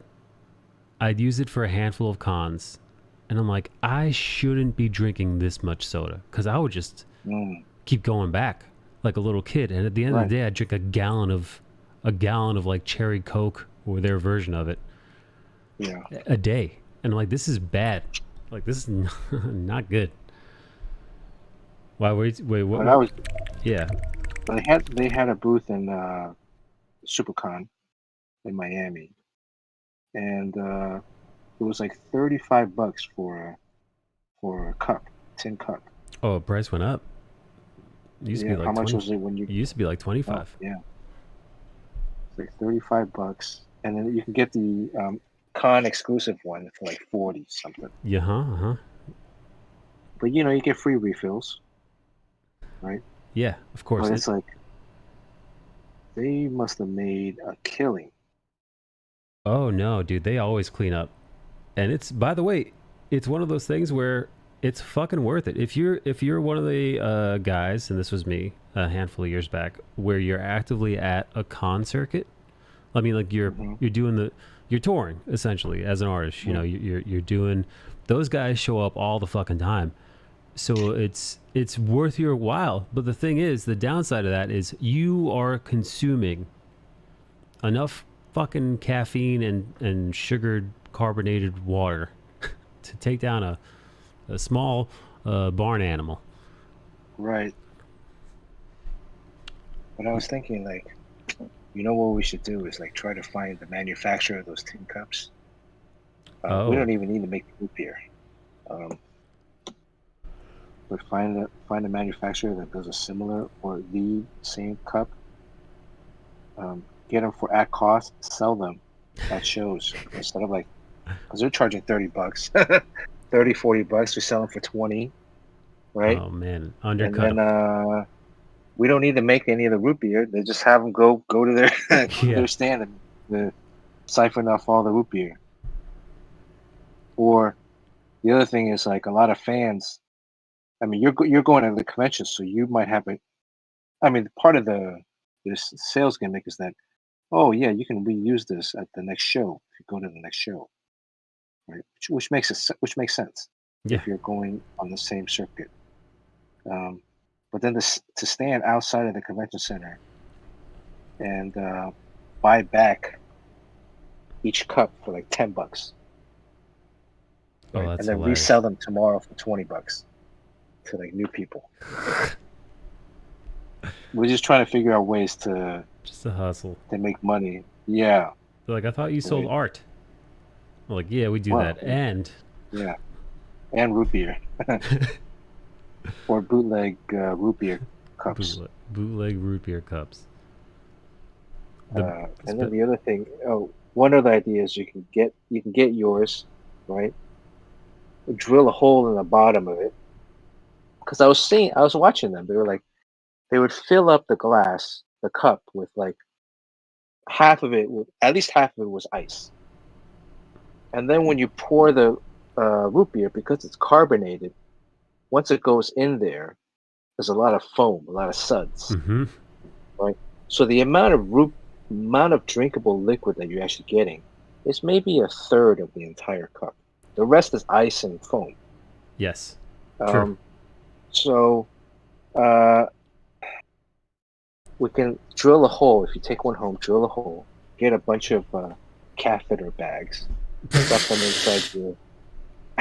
inside your clothing, and then just start filling them. The cup never gets filled because it goes into these catheter bags. Or like you have maybe something in your backpack, so like funnels all the way into the backpack. So you really get your money's worth. You see Bernie just filling up with liquid, just getting more and more mass. Just trying to find a way, and it could be part of your cosplay costume. It could be the Hulk or some kind of like they were saying like a Rob Liefeld character with all these pouches and stuff, and then each pouch you just fill up with different kind of root beer. So, yeah, just try to find ways to game the system, man. That's all it is. Then you're just sloshing around the event. Right. Burst one of your bags burst, you're leaking all over the floor. Yep. You're bleeding root beer.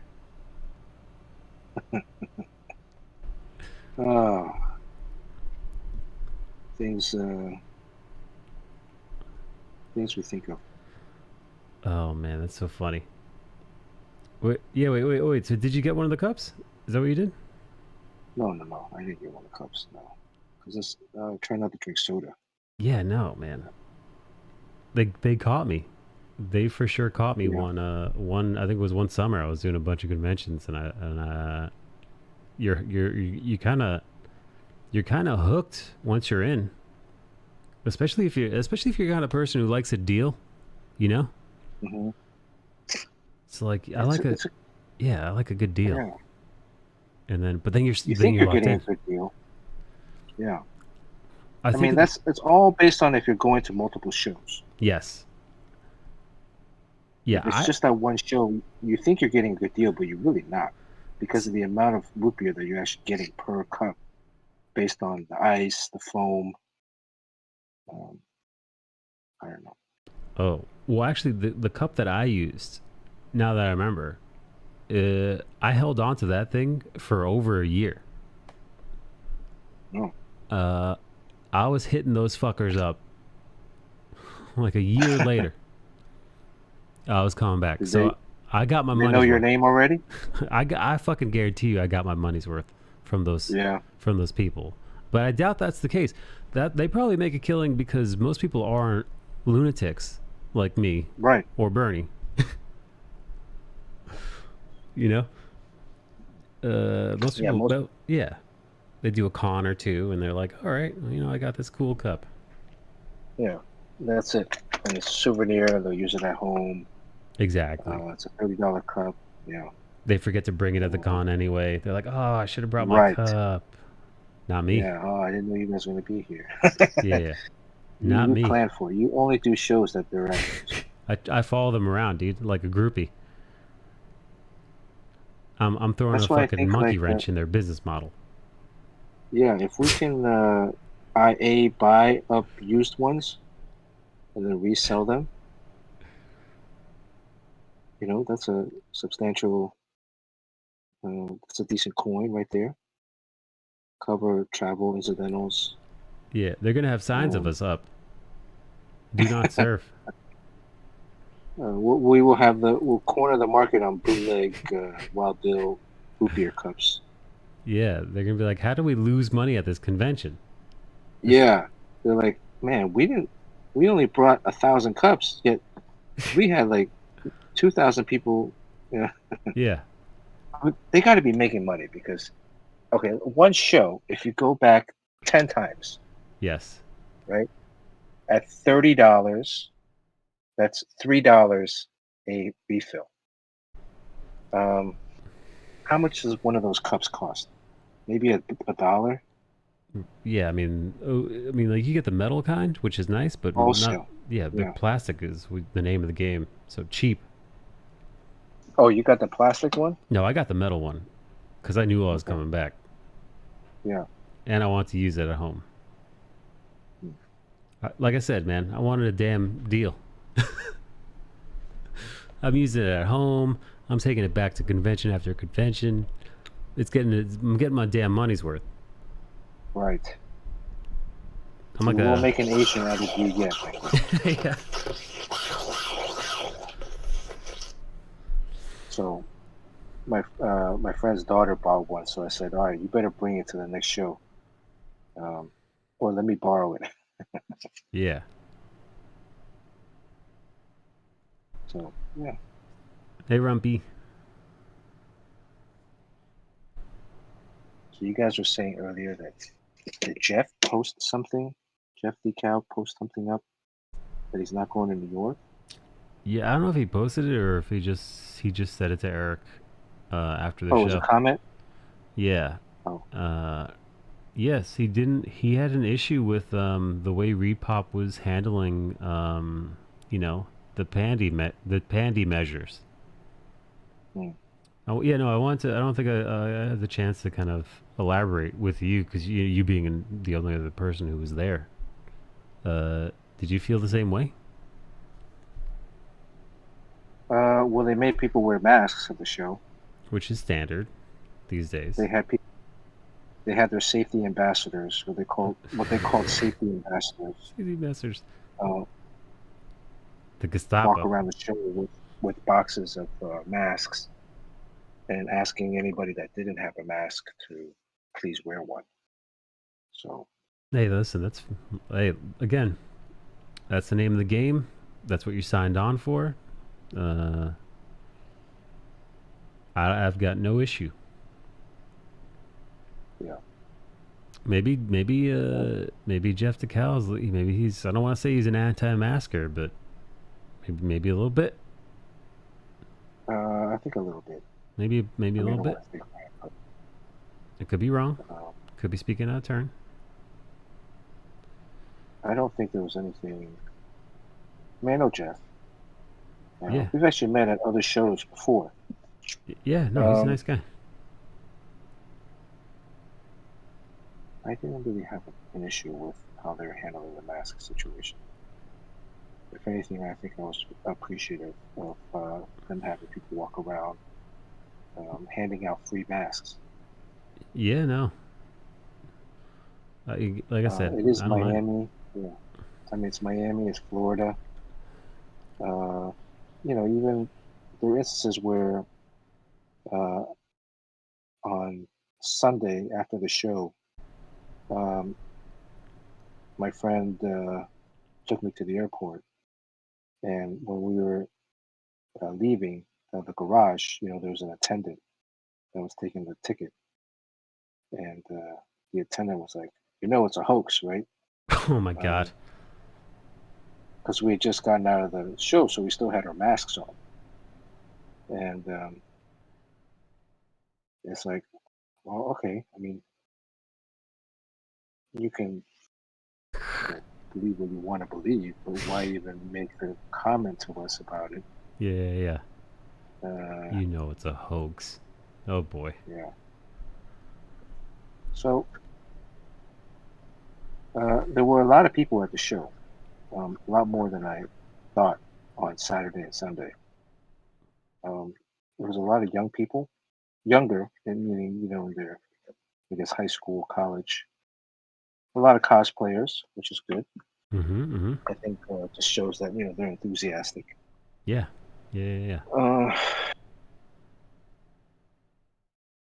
Man, until this thing gets figured out, I don't know what else. I had expressed. We talked a little bit about it. I was. My line is more like man, I just don't want to catch it. Oh yeah. COVID. Oh yeah. I don't think, under the assumption that because I'm vaccinated, I don't think I'm going to be sick. Or that sick. Hopefully, right? Knock on wood. Yes. That I won't be. That I should be able to fight it off. Yeah, it won't be life threatening. Ideally. Right. The concern that I have now that I'm vaccinated is not like death, but that more of an inconvenience issue in the sense that I'm planning to travel internationally. So Yeah. going international, you have to the UK. You have to test 3 days before you go. In the UK, there's no more quarantine, so you have to test 2 days after you land. And then you have to test again 3 days before you come back. Wow. So at any of those intervals while I'm overseas, if any of those tests come back positive, then it would create a little bit more of an inconvenient situation where I would have to stay there for, I don't know, a couple weeks. Yikes. Or let's say the test that I take 3 days before I leave, suddenly comes up positive, then I can't go. Right now, everything's already paid for, and I have to cancel the trip. Oh God. Yeah. Or even when I do get there, let's say I land, I get there 2 days, I take the test, and it comes back positive, and then I can't go anywhere. Got to stay in the hotel. Yep. I hope Quarantine. I hope I've brought enough work with me that I can stay in a hotel and be productive, because then I'm also missing work. Oof. Yeah. No. So Nightmare. it's more of that factor. And I had a friend that was vaccinated that did catch COVID, recovered, fully recovered. But the doctor also said to him that he might test positive for another month or two afterwards, even though technically he's completely recovered at this point. If he takes a test, it still might show as a positive, even though he Whoa. can't transmit it anymore, and it's he's over it. So that's another thing too. Is like, gosh, we could have caught it and not know. And then, what are you going to do? The test comes back, one way, and then now the whole trip is fine. So um, it's really, really based on kind of this convenience aspect. But I don't have anything against I mean, I'm all for vaccination and for wearing masks. Um, when I flew back this last time, I was unable to get upgraded. Oh no. Yes. Gosh, it sounds so like an asshole when I say that. But like the plane was packed, Oh shit. and I think it was fully booked. Almost every flight that I've been on has been pretty much fully booked. Wow. And So people are really going back to it. yeah, yeah. Or like maybe, I mean, I'm only flying Miami, LA, Miami, New York, or LA, New York. So those are like major routes. Yeah. And they could compress the schedule so they can get more people in each plane. I do see like on the planes, it's getting a little bit back to normal in the sense that um, this trip out, when I flew out to Miami, they did upgrade me to business class. Usually, one of the best things about business class, um, aside from having a lay flat seat where your seat like, extends out to a bed, so you can basically sleep the whole time, is that they give you a dish of warm nuts when you first land. I mean, when That's you first sit down. that's right. And it sounds weird, but like warm nuts are actually pretty good. And all earlier this year, there were no warm nuts, no. Um, but this time, on the way out there were warm nuts. And then on the way back, I noticed that in all the business class, they have pillows and blankets now. Hey now. Whereas, before they didn't have any of that stuff. So I think like it's a little bit returning back to like normal pre-pandemic. Some of the creature comforts, but I don't know. You know, who knows? Well, that is fucking awesome. You look like you're about to fall asleep. I'm gonna be honest, dude. I am. You call it, dude. I'm like, I'm beat. Yeah, it's It's been 3 o'clock over there. Yeah, it's 3 a.m. I've had a long week, man. My dad, I didn't talk about this much publicly.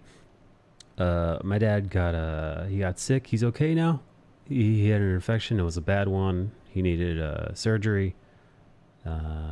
Everything's fixed up, but he was in the hospital for almost a week recovering. I've been driving out there to see him. I've been picking my mom up and driving her out to see him because they're both older now. And then today I drove him back. But he's going to be recuperating. He's going to be having a daily nurse come and rebandage him and like do some upkeep. And I got to go get his antibiotics tomorrow. I'm still, got a lot. And also I'm helping Eric out with his thing. So I've been doing that. And I've been at the same time trying to do commissions and do everything else at the same time. Hello, Vector. Hello, Vector. How are you? So yeah, I'm beat. Hey, what's up, Kozu? All right, man. Yeah, man. So I got to crash. Bernie, dude, thank you for being here, man. I appreciate the hell out of you. I love our talks. Sorry if it was a little bit of a bummer talk today. No, fine. Well, talked about some heavy stuff. Oh, you're saying sorry to the viewers, not to me. No, and you, Bernie. Sorry to you both. No. Oh, dude, we lost Norm Macdonald today. Yeah. Which was a shock. Actually, I'm not gonna lie. I teared up a bit. Because he's one of my favorite comedians of all time, Norm Macdonald. I love his deadpan humor, his take. Him and Artie Lang, right? Fucking majorly influential to me in my 20s. Love those two. So yeah, man, I was super bummed about his passing. Fucking cancer, man. Fucking cancer. God damn. And I think it's amazing that he kept it secret. I know you gotta go, but yeah, no. The integrity that he had, that he didn't tell anybody that he had cancer. No, but I don't think anybody had any idea. Same with similar thing with Chadwick Boseman, man. T'Challa, they just kept on trucking, man. Just fighting and not burdening anyone with their issues. There's something really courageous, and I mean, just the amount of fortitude it would take to have that such a long battle with cancer, while still choosing to put a smile on and entertain people without, letting them have your cancer diagnosis in your head. It's My buddy JP was the same way. You know what, man? The way you talked about him, I believe it, dude. What a guy. To take it back on a break. How about Shang-Chi? How about Shang-Chi is dope. Guys, there's a dragon in Shang-Chi. And there's a chicken pig with no face in it that you're gonna enjoy. Right. Dude, Shang-Chi was so fun. For the first time in cinema history, for me, I enjoyed Awkwafina. Wow. I'm so excited. Now, I haven't seen her in that non-funny movie about the grandma. What was it? The Goodbye? Something like that? Farewell. The Farewell. I haven't seen that. I heard she was really good in that and not nearly as grating. But no, this time she was good. She's good in this. She's good. She's endearing. Yeah. I was endeared by her performance. So yes, go see that. Go show some support. Go show some love. Show some love to Bernard Chang for being here, for keeping me company and being awesome. Talking about your art woes and personal woes. It's good. It's good to get that stuff off your chest. You guys are awesome. Bernie, you're fucking awesome, man. I'm so glad I've met you. Love you, Michael. Love you too, buddy. Get a good night's sleep, man. Get your work done. Bye, Okay. everybody. Good night.